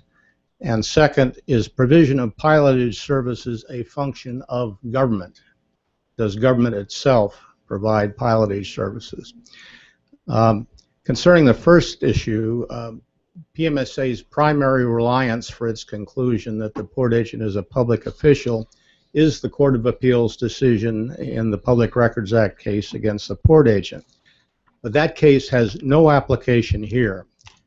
The court there did not attempt to determine whether the port agent was a, quote, state officer within the meaning of the Public Records Act. Instead, it decided that the doctrine of judicial estoppel applied, and that doctrine precluded the port agent from even making the argument that he was not a state officer under the Public Records Act. However, as the Court of Appeal noted in footnote 17 of its decision, this equitable doctrine of judicial estoppel did not apply to the Board of Pilot Commissioners. And it is, of course, the Board of Pilot Commissioners that is here before you this morning that is the only party to this litigation. And judicial estoppel, therefore, does not apply to the board. And both the board, in arguing before the commission, and the commission in deciding whether the port agent is a public official or a designated employee within the meaning of the Political Reform Act, is entirely free, both of them, the board and the commission, to directly address the issue of statutory interpretation here, which is something that the Court of Appeal chose to avoid in dealing with a separate statute, the Public Records Act. Now, the second point, the second basis, I should say, of PMSA's conclusion that the port agent is a public official is based on its assumption that the provision of pilotage services is a function of government. It talks of the port agent acting on behalf of the board delegating a, quote, sovereign function of government to the port agent, and of the port agent exercising powers, quote, emanating directly from the state. That assumption that pilotage is a government service runs contrary to the facts, it's contrary to the law, and it's contrary to history. Pilotage over the San Francisco Bar and within and along San Francisco Bay and its adjacent bays has been provided in 1850 and is currently provided by private business. The Harbors and Navigation Code speaks not of provision of pilotage services by a government agency, but instead speaks repeatedly of regulating the business of pilotage, which is conducted by the pilot members of a private non-profit, or excuse me, for-profit association. And that is the dominant model, not just in San Francisco Bay, but throughout the country. Pilotage regulated by government, but not conducted by government. And it is only of government-conducted pilotage that it might be argued that those who provide pilotage are government officers or government employees. That is not the case. As the declaration of the board's executive director points out, none of the port agent's duties listed in Section 218 of the board's regulations are duties of the board. And as the Court of Appeal in its Public Records Act decision explicitly stated, quote, the individually licensed members of the bar pilots render piloting services directly to their maritime clients, not on behalf of the board. The legislature has never given the board authority to make pilot assignments or to direct them.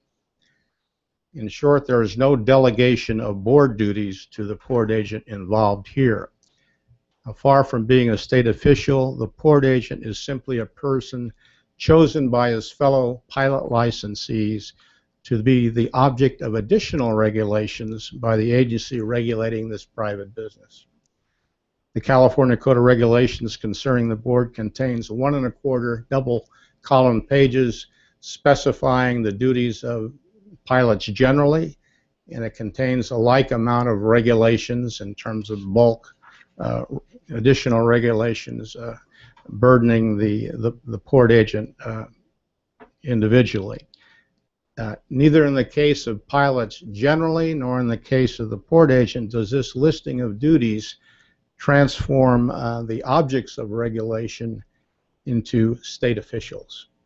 From 1850 to the present day, the legislature's regulatory scheme has involved essentially 3 things: reporting to the board, the paying over of surcharges on pilotage fees to fund the board's operations, and ensuring that pilots provided pilotage services in an orderly and efficient manner and free of discrimination among vessels based on anticipated revenue. To achieve these goals, it was necessary to mesh the licensing of individual pilots with the fact that these pilots were associated together in a private for-profit enterprise in a larger association. And the answer selected starting in 1850 by the state was to identify one pilot among those all of the licensed pilot with special responsibilities. And that pilot is now known as the port agent. In conclusion on this point, the port agent is simply a pilot with an additional burden of regulation. He is an object of regulation rather than a state official who implements a government program. And as such, he is not included in the he's not includable in the board's conflict of interest code. Now, there's been considerable briefing on other issues in this case, and there are additional reasons why the port agent is not includable in the board's conflict of interest code, but we will rely on our briefing for these other points. I would ask now if any of the commissioners have any questions. Any questions? We deal with questions after we hear from both sides. You can ask questions later if you'd like. Yeah, I'd like to. They'd like to ask questions later. So do you have anything else at this point? I have nothing to add at this point. As I said earlier, I'd like to reserve time to rebut anything that council has to say for PMSA. Yes, thank you. Okay, so now from the Pacific Merchant Shipping Association. Good morning, Madam Chairman, Commissioners. I'm Mike Jacob, I'm Vice President General Counsel with Pacific Merchant Shipping Association. We represent ocean carriers and marine terminal operators, but for purposes of this issue, it's our member companies' vessels that are the principal objects of the state's compulsory pilotage system and are required by law to utilize state licensed pilots. And in that regard, we're committed to ensuring transparency and accountability in the state pilotage system, which is the basis for us bringing the underlying petition that was the object of the General Counsel's order. And we're here to speak in support of the General Counsel's order and believe it should be upheld by the board in this appeal. The point of requiring financial disclosure under the Political Reform Act is simply be prophylactic. It's to ensure that sunshine on public officials' financial interests will and of itself help to avoid potential conflict of interest situations. And the Act, I think, was made very clear in the briefing and in the order, is established based on the potential for any foreseeable conflicts in the execution of public duties by public officials. And the FPPC opinions that are in question here direct that the Commission act in a manner which is flexible and which liberally construes facts in support of disclosure. And I'm sorry, liberally construes the law in favor of disclosure and takes those facts which might be relevant to whether or not there's a foreseeable conflict. Here, the potential foreseeable conflicts are easily identifiable because I passed out to you a copy of Section 212.5 of the board's regulations. I think I saved one for myself. Thank you. If you would go ahead and just turn to Appendix B, there they are. The board's already identified them. They've already submitted them to this commission. The commission's already accepted them. And these apply to existing pilots who are members of the Board of Pilot Commissioners. So they're reasonably foreseeable conflicts because they've already been identified by the board itself. The question of whether or not they should be applied to the port agent really comes down to whether or not the application of these conflicts to the port agent fall within the definition of a designated employee under 82019 of the Political Reform Act. That definition is, quote, the position entails the making or participation in the making of decisions which may foreseeably have a material effect on any financial interest. The General Counsel's order found that it is foreseeable that these conflicts would exist when the port agent executes his public duties, and then when he does so, he's acting in discretionary capacity, and it's a discretion that carries the force of law. So the board's appeal now asks that this order be overturned and these foreseeable conflicts be ignored based on the declarations of the folks who don't want to be subject to disclosure. And that you should treat the port agent who has these additional duties just like any other ordinary pilot licensee, in spite of the fact that he executes special public duties specific to his office. But these aren't just licensee duties. They are duties that go to the question of what he does and the capacity he does it. And it's more like a regulator than like a licensee, including telling all the other licensees when and where and on what ships they can work, when and whether they can or cannot take vacations, when they must take drug tests, and whether or not to shut down the bar to all navigation. The board's primary argument also is that in spite of the fact that the statute and their own rules direct the port agent to follow the orders of the board, he's actually conducting private business when he executes his public duties. But ironically, the port agent's private interests can't be used as a shield against disclosure of his private interests. You'd actually be taking the precisely types of conflicts that ACT seeks to disclose and using them as the basis for non-disclosure. Really seems backwards to me. And the same question was generally addressed in the FPPC opinion of Revonk, where the Commission opined that even a private business interest set up by the state to conduct proprietary business has a public purpose. And because of the public purposes, officers' financial interests were subject to disclosure when they pose foreseeable potential conflicts. And the General Counsel's order is consistent with Vonk.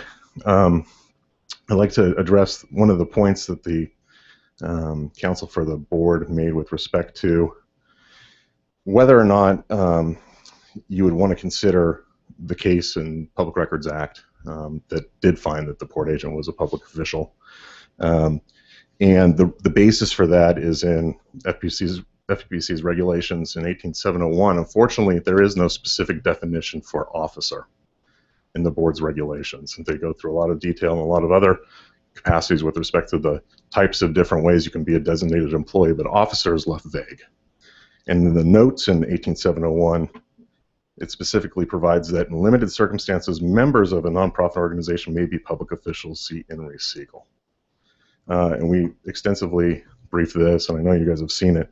But one of the major considerations there is whether or not entities are treated as public under other statutory provisions.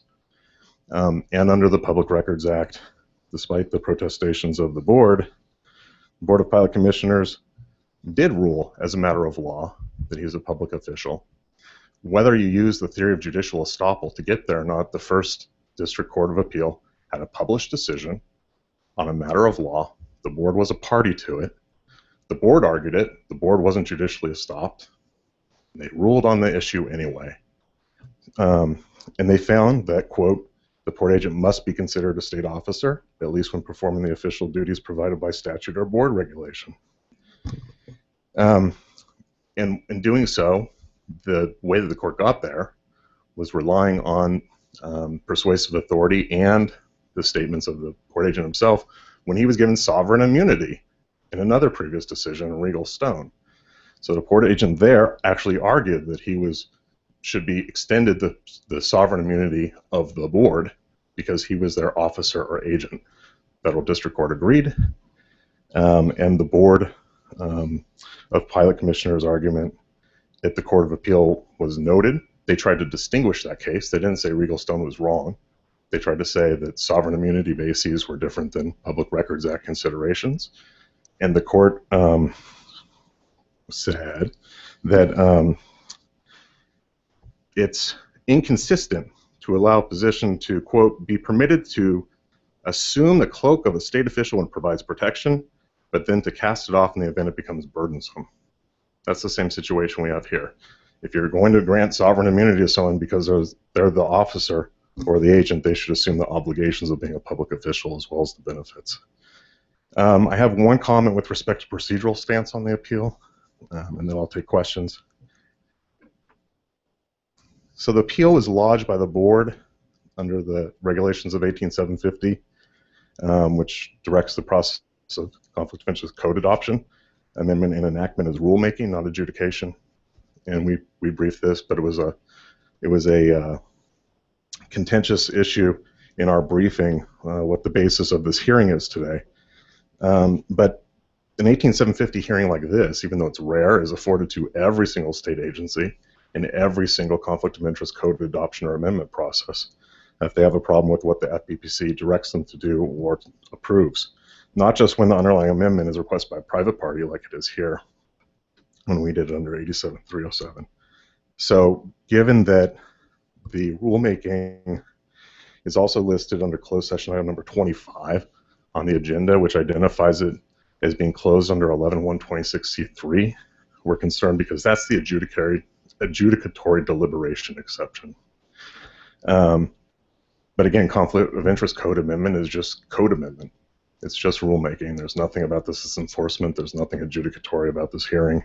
But I think we want to be sensitive to the fact that staff was put in a tough position because the board brought this appeal under the argument that it was fatally defective under Topanga, and their arguments are that you didn't make the findings that are required in an enforcement proceeding, and that it was fatally defective because you didn't meet all the necessary findings necessary in a quasi-judicial context. So we don't think that FPPC staff was in a position where they can unring the bell on the arguments. They would need to provide you with the option of considering the positions between the two parties. You can't not notice 11126C3 in your agenda without foreclosing the arguments of the board as the appellant, essentially rendering us a victory on that point. But that doesn't mean you, as commissioners, need to go into closed session under 11126C3. In fact, we think it would be improper because this clearly isn't an adjudication. It's just a conflict of interest code amendment. So they have to note it if it's a possibility, but that doesn't mean that you guys have to go into closed session when you're considering it. Is that concern just addressed if we deal with it as a rulemaking proceeding and not closed session? As an Yeah. adjudicatory? Yeah. So I think I'll go ahead and close there. I mean, we think that just on that point, you guys are due. Deference is expert agency. You're giving all the reign in the world by the legislature, because this is quasi-legislative, to do pretty much as you see fit within the bounds of the Political Reform Act with Conflict of Interest Code Amendment. General Counsel order considered that, liberally construed the act, applied it consistent with previous court rulings, and did it in a way which favored disclosure, which is what the act's about. Thank you. Doctor, do you want to address that last procedural issue? I think procedurally, I'm not exactly sure how he wins by default on that. So I didn't follow that train of thought. But As to whether or not we should go in closed session, and in fact, if absolutely. it would be improper. No, it's absolutely not improper. The doctrine of substantial compliance would apply here. We could go into closed session in anticipation of litigation on this matter as well. So I'm not concerned with the propriety of going in closed session. I'm okay with that as long as it's not 11126C3, which is specifically the quasi-adjudicative deliberation. I don't know if you can hold us to the agenda item. No, I wouldn't either, but that's what I'm saying. I think it's fair for the staff to note it in a way so you can discuss it if you chose to go down that path in a way which was noted on the agenda. That doesn't require you to do it. And I don't want that agenda to be dispositive, just like you just said. Right, I don't So is the point here that you don't want them to make an administrative determination on this matter, or that you don't want them to do it under an administrative adjudicatory notice? It should be done just like every other 18750 consideration.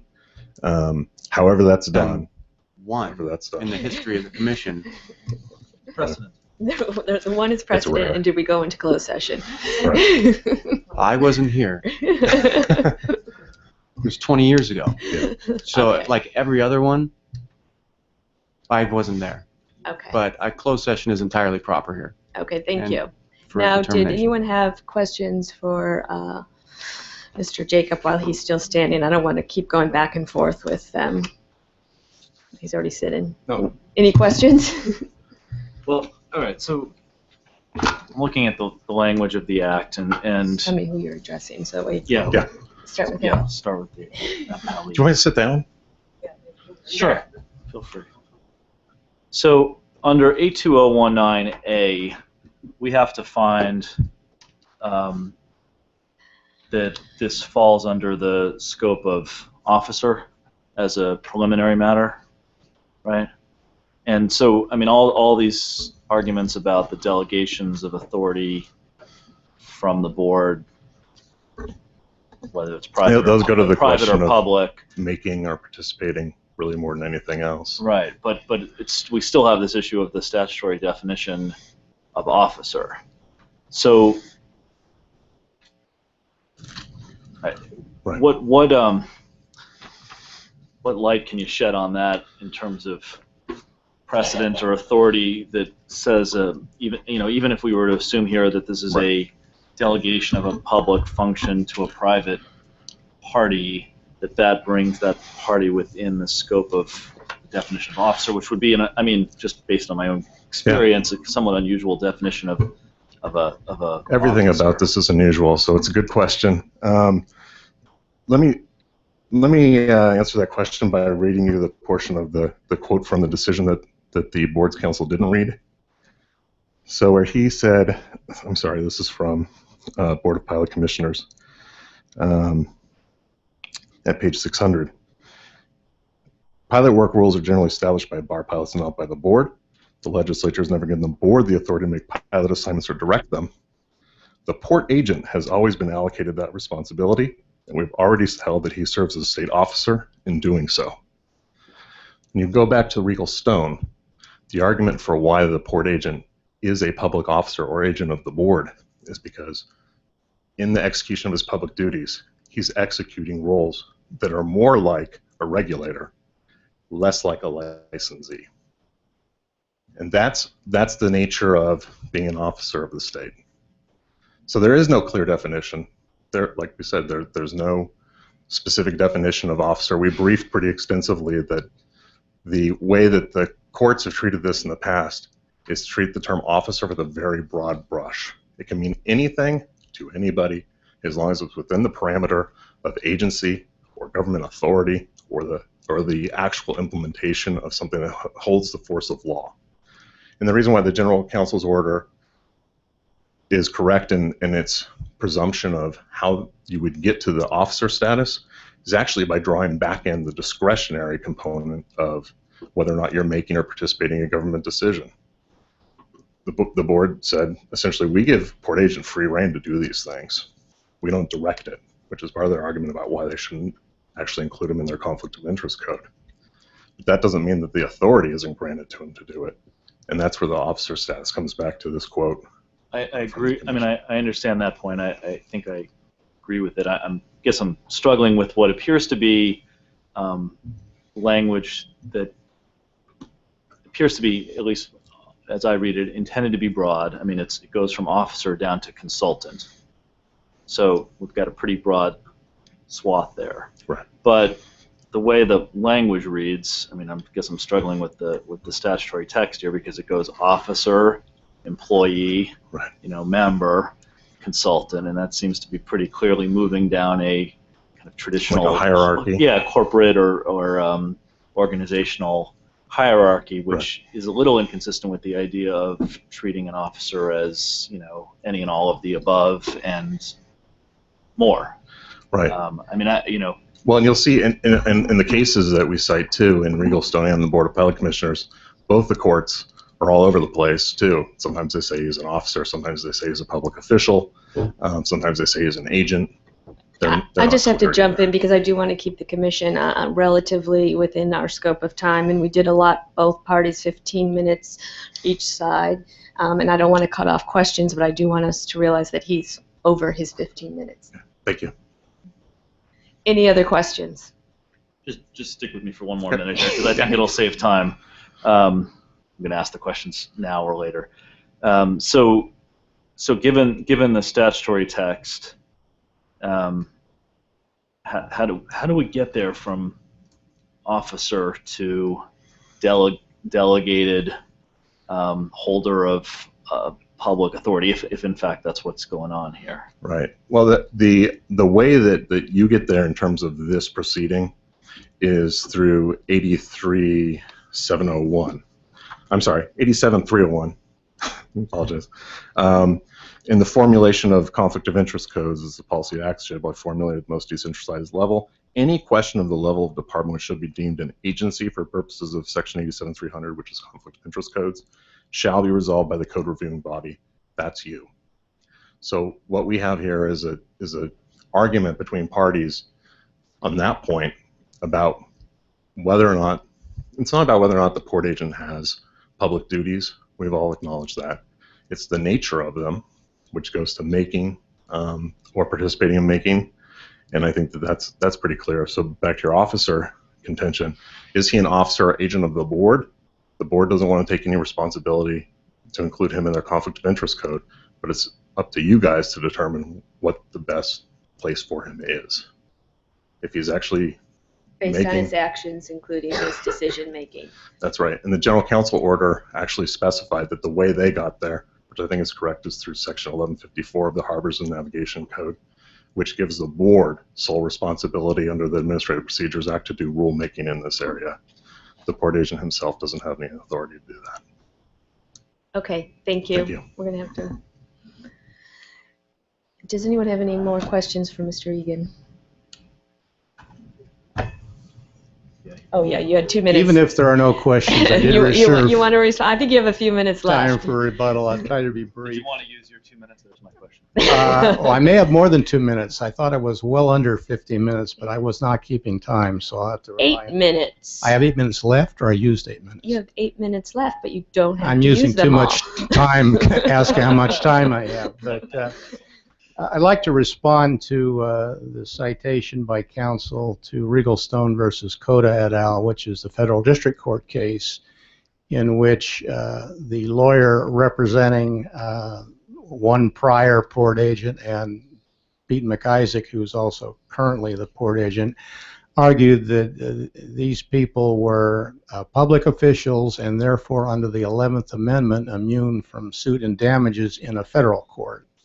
Of course, that's not the case with regard to possible lawsuits in state court against such individuals. And we did allude to this in our closing brief, but a principal practical reason why the board is here today is the assertion, which was actually made in the federal district court case, that because I think the words of the plaintiffs in that case were that the port agent is a, quote, a dual agent who acts on behalf of the pilots and the board depending on the circumstances. And then further, this was a counterclaim in one of the pieces of litigation arising out of the spill. Further, the board is, quote, liable for the negligence of the port agent when he acts on behalf of the board. Now, apart from our disagreement with the legal conclusion reached in the General Counsel's memorandum, this is a very practical reason why we're here this morning. We want to avoid any conclusion that might lead to an argument in some other case involving some other accident on Bay waters that the board is liable for the conduct of a pilot or the port agent. But I'd like to direct my remaining comments to the decision of Justice Conte in the federal district court case. We do disagree with the conclusion reached by Judge Conte. We think that he erred when he concluded that the port agent was a public official. But in Judge Conte's defense, he was led into error by the plaintiff's own judicial admissions, both in the First Amendment complaint in that suit and in a counterclaim that it filed in a related piece of litigation. Specifically, Judge Conte noted the judicial admissions of the plaintiffs as follows. The plaintiff said that the port agents, quote, were acting as agents of the California Board of Pilot Commissioners, end quote. And Judge Conte further noted that the plaintiffs conceded that the port agents were acting in a supervisory role on behalf of the board. Now, why did I've already alluded to the judicial admission and the counterclaim. I think part of the reason these admissions, I think, nudged Judge Conte in the direction he ultimately took, but also in framing their defense against the motion to dismiss, the plaintiffs argued an either-or. They argued that the choice was between characterizing the port agent as acting on behalf of the pilots or acting on behalf of the board. And Judge Conte, I guess, bought into that conclusion. He said, well, they do both. In some cases, the port agent represents the pilots, but in other cases, he represents the board. I think what the parties, and I think as a result, Judge Conte lost sight of, is that there's a third alternative a way to characterize what it is that the port agent does, and I think we're helped in categorizing that sphere of action if we look at the definitions of the word agent in a couple of dictionaries, which ordinarily I don't advert to, and I was late in the game. I took a look over the weekend at the definition of agent in two dictionaries, American Heritage, Merriam-Webster. In both of those dictionaries, the definition of agents is quite simple and quite general. It has nothing to do with representing a third party. American Heritage says first definition, one that acts or has the power or authority to act, period. There's nothing about representing another. Now, the second definition in American Heritage says one that acts for or as the representative of another, an insurance agent. When we get to Merriam-Webster, the first definition, again, one that acts or exerts power, no reference to acting on behalf of another. And with the Merriam-Webster, it takes us to definition number 4 before we get to the definition of an agent as one who is authorized to act for or in the place of another as a representative, emissary, or official of a government. So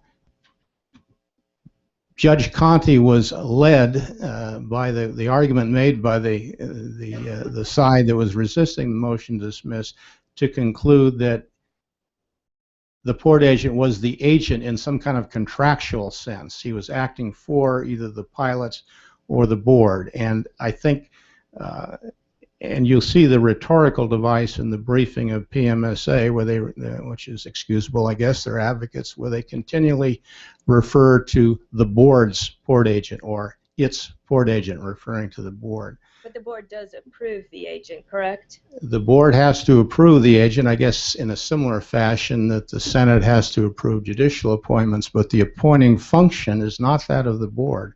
And the board has no power to appoint, and it has no power to remove. It is only the fellow pilots who, by majority vote, select the port agent. Well, if they don't approve it, isn't that by default not selecting? I mean, I think, what do Well, you they don't approve, just I guess as the U.S. Senate may not approve a particular nominee for the Supreme Court. That doesn't vest in the Senate the appointive power, then goes back to the president. He keeps trying. Definitely is some power. He keeps trying. Sure, there's a, if you will, a veto power there, but that's not anywhere near the power to appoint or the power to remove, neither of which the commission under statute exercises. Could the board do away with the role? Could the board take over responsibilities for port agent to itself, to its own importance? Not under the statute as it's written. It's strictly a regulatory agency. It does not provide piloted services. Now, in contrast, you have the City of Los Angeles, where the pilots are civil service employees. There, for whatever reason, the city has chosen to itself, as a matter of a government program, has chosen to provide piloted services. Next door, you have the Port of Long Beach. It just goes out and contracts with somebody to provide pilot services. The middle ground is what we have here, where a private business consisting of an association of licensed pilots provides the services, but the regulatory overlay, and its regulatory overlay, is provided by a state board. So there's three approaches to this, and I think the approach that the legislature chose for this board, the Board of Pilot Commissioners, is the one that's the standard throughout the country, or the most used template. If that is your time. Thank you. And unless there are any other questions from a commissioner? Okay, thank you. The matter will be submitted. And we are going to go into closed session at this time.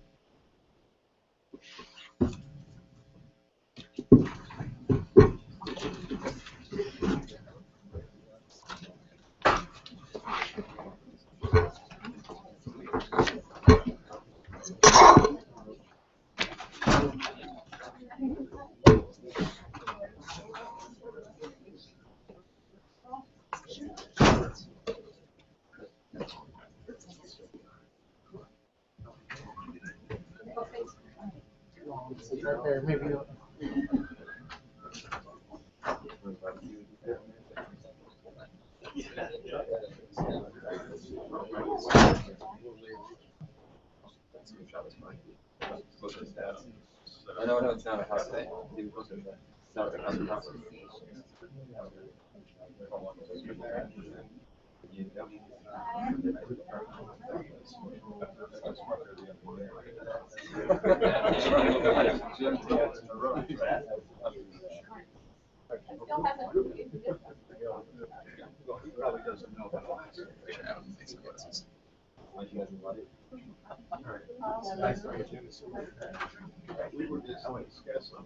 You may not know the answer.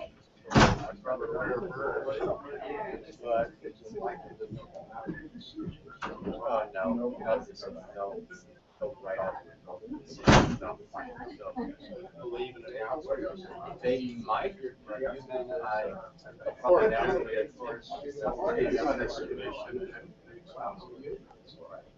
I see. Yeah. They all dig in.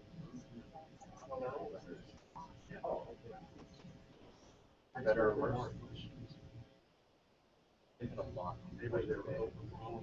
This is one of the more complicated. It's very complicated.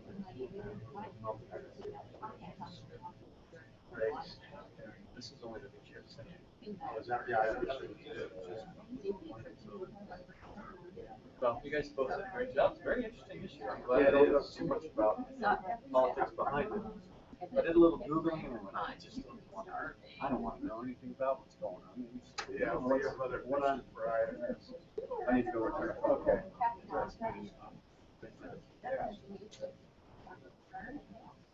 And you are.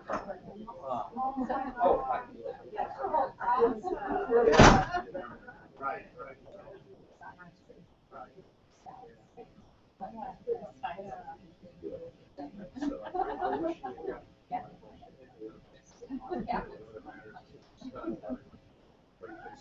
We're confused. We have to read all this.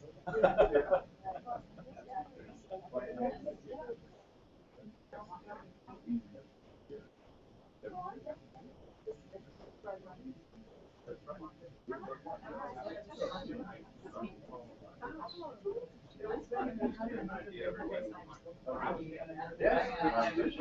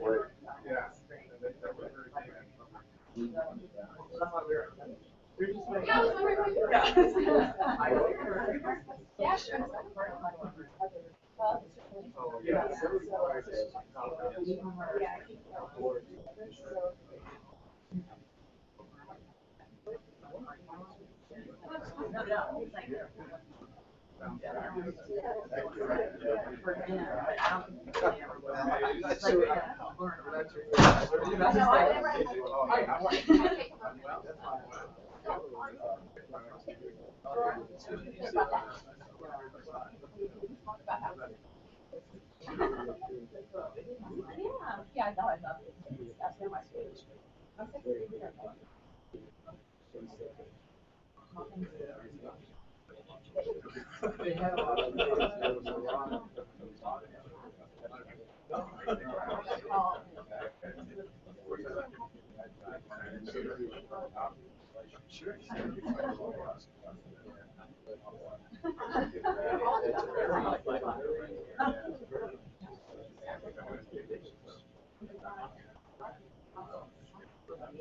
I don't think they wanted like you know lower than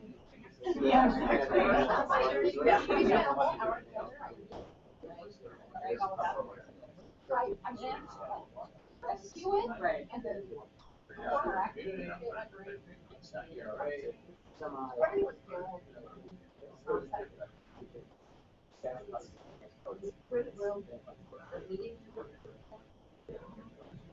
there's a whole portrait of John Sutter. You know, he was a Mexican. I have to know that. That's how the land is balanced.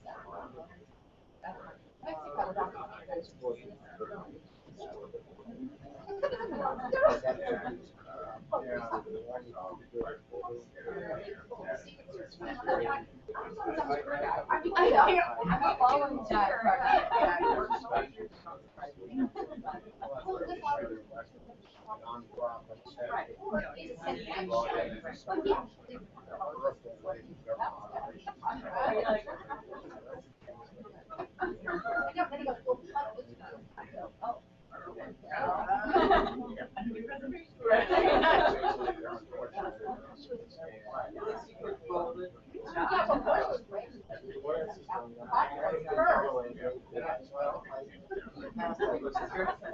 Finally got the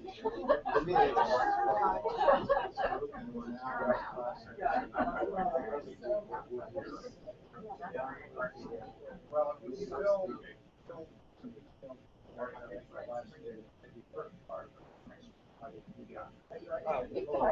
I feel like deja vu all over again.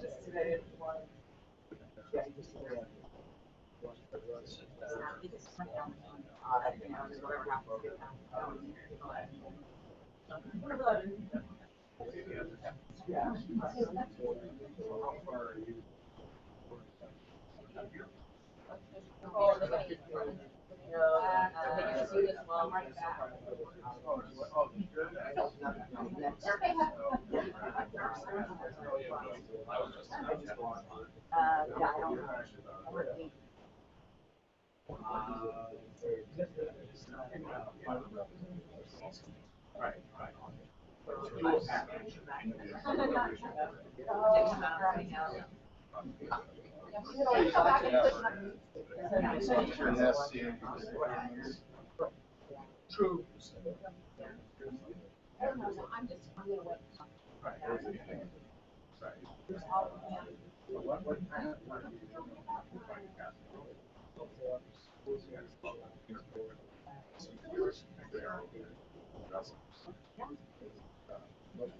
Well,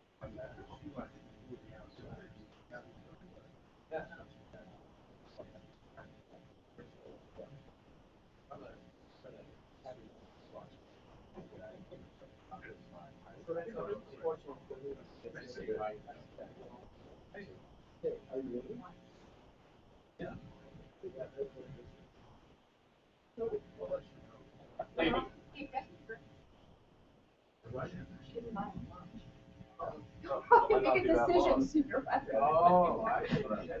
They're hungry. That's our, yeah.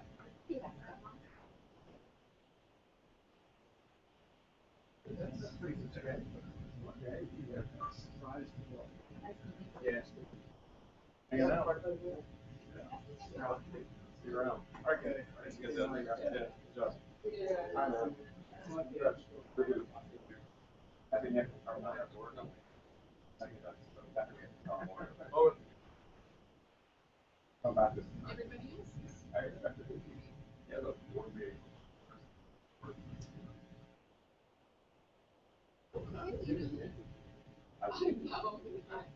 Yeah, I'll let them get this. Oh, I'm gonna be there on Tuesday. Oh, that's not. Oh, okay. Yeah, we haven't heard about Tuesday.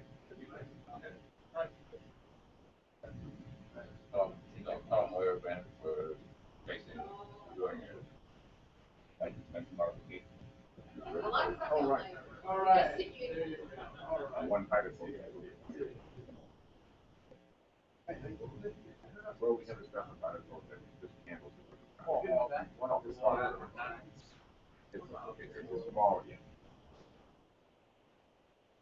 Fraction of the power. I like it.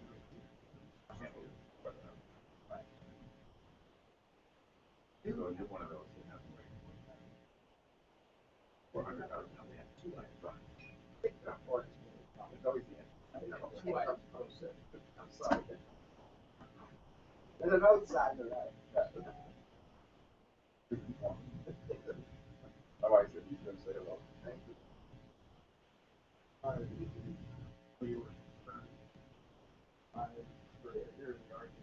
Oh, I tried to do it. Oh, I know you did. I was a little smart last night. It's item number 24. It's going to happen in the end.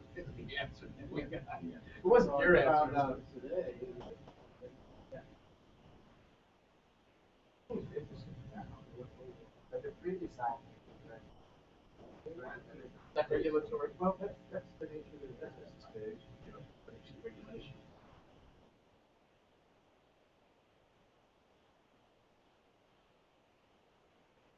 Not going to be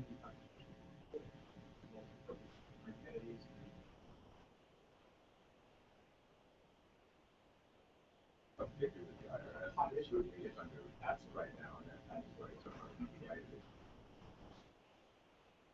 And the other issue that is my issue.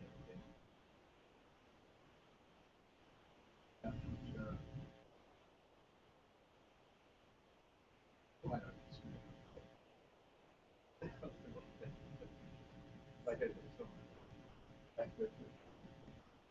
Hope about the money. I'm not trying to be correct.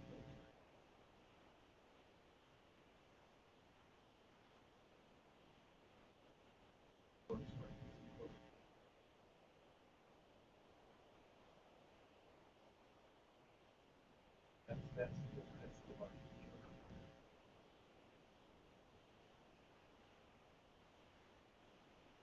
Well, it's good to see you. Yeah. That's the old one. Is it Count Berkeley? Let me get my glasses on. What did they say that now? Oh, that is very cool. I like that. Now you have to. Let me tell you why I asked that question. I was wearing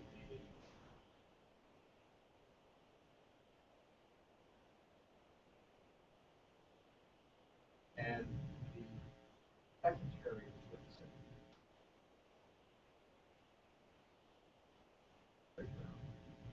thought.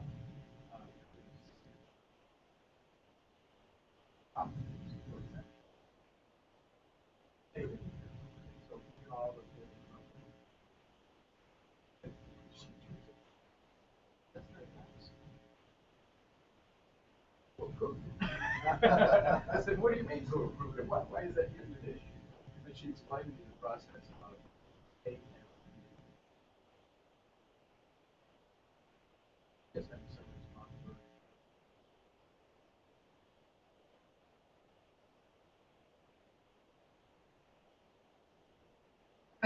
I didn't know exactly. Now, anybody can tell me what this is called, and what we, even if we just know the name of what it's called. Okay, let me take a look.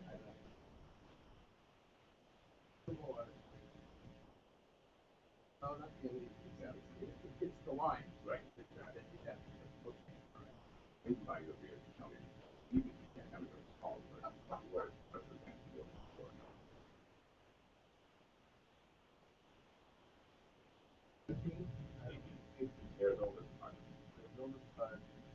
That is some navigational signaling system of sorts. Yes. Federal Lighthouse Service. Oh, God, it doesn't even merit a pint. Well, if it won't be as important. Okay, there you go. So it's called a pencil mark. What? It's called a pencil mark. If you ever go by the side of a ship, it's what you see on the side of the ship. Oh. It tells you like how far down it goes, and it has Atlantic, fresh water, salt water, Pacific. Yellow. Pencil. PINCISL. And then you can change. You love them whole shit. You're focused on living. I'll probably about you. There you go. One day we'll be in San Francisco. Yeah.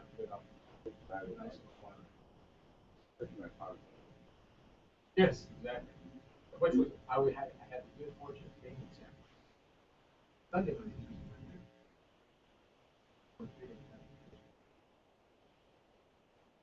and it was very comfortable.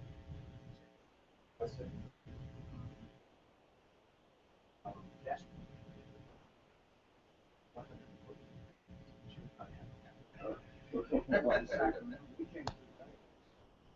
Oh, boy, it got hotter. Yes, yes. Yeah. I guess it later in the day. Yeah, yeah. But I learned a couple of years ago.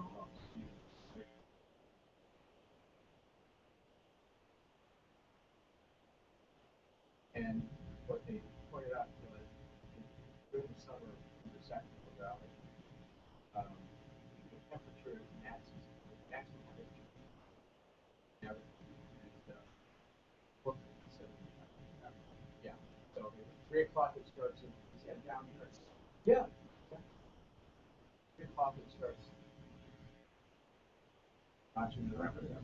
And then at 5 o'clock in the afternoon it's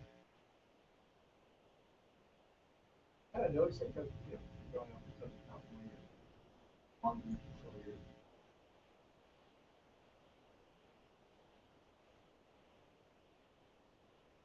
Early evening started at 5, 6, 7. The cooler, exactly. Exactly. Somebody explain what you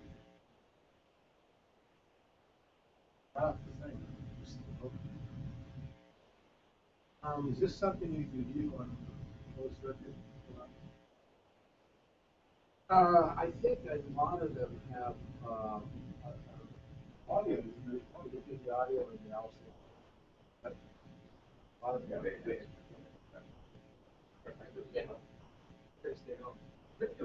Myself.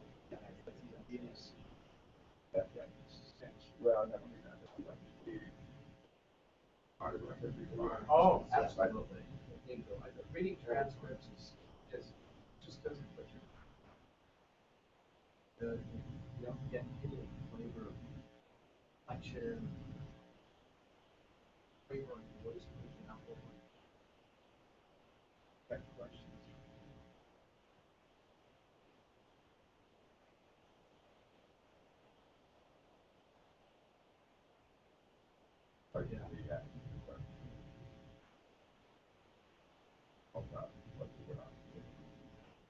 how we look at that and say, everything goes. One of the features that can be a term designated.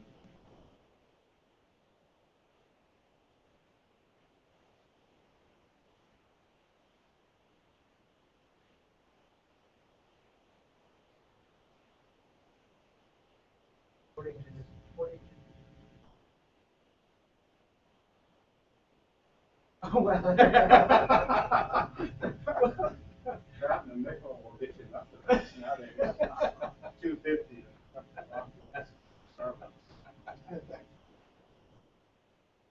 Isn't that amazing? Yeah, it's probably not. It's probably higher. It's a, yeah.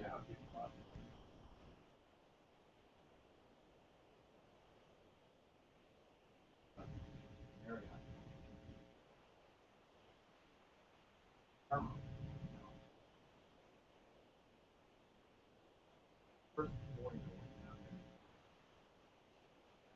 one cup of coffee. No, I knew it was going to hit me, but I was thinking, what's Taylor? That's going to be $2.49 plus tax. $5 bill, that's $8 for a cup of coffee. That's exactly right. But, you know,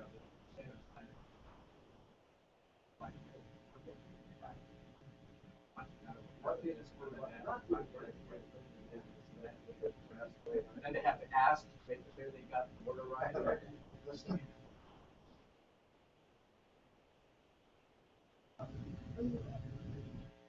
That's right. The other state agencies.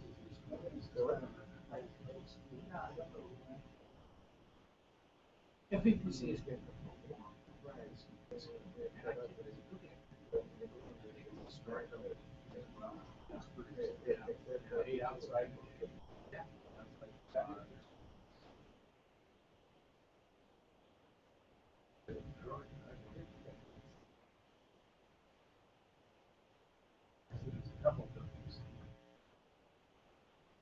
Oh, that's 50 days.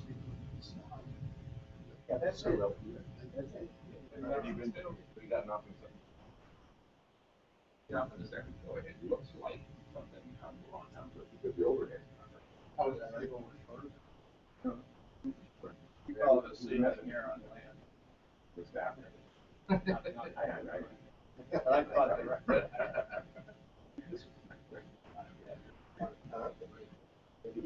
Simple like overhead.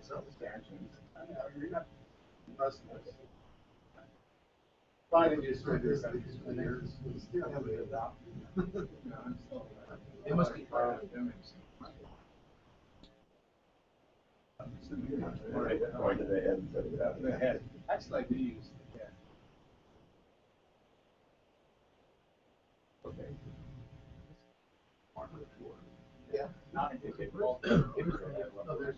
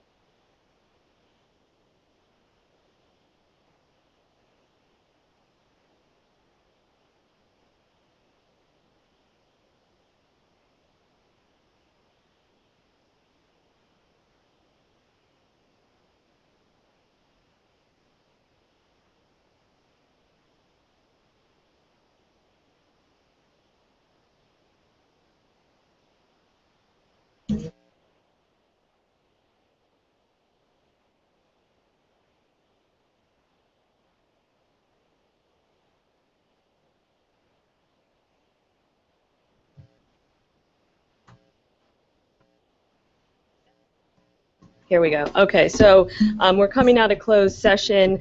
The item 24, Board of Pilot Commissioners, remains under submission until we issue a formal order, which we shall do shortly, in fact, as soon as possible. There is no action to report out on the Reed matter, so unless there are any other issues at this time, I would move to adjourn the meeting. Second. Commissioner Kasher? Yes. Commissioner Eskovitz? Yes. Commissioner Wasserman? Yes. Commissioner Wynn? Did you already say yes? Yes. Chair Rumsey? Yeah, yes. Thank you. Okay, we're adjourned. Thanks.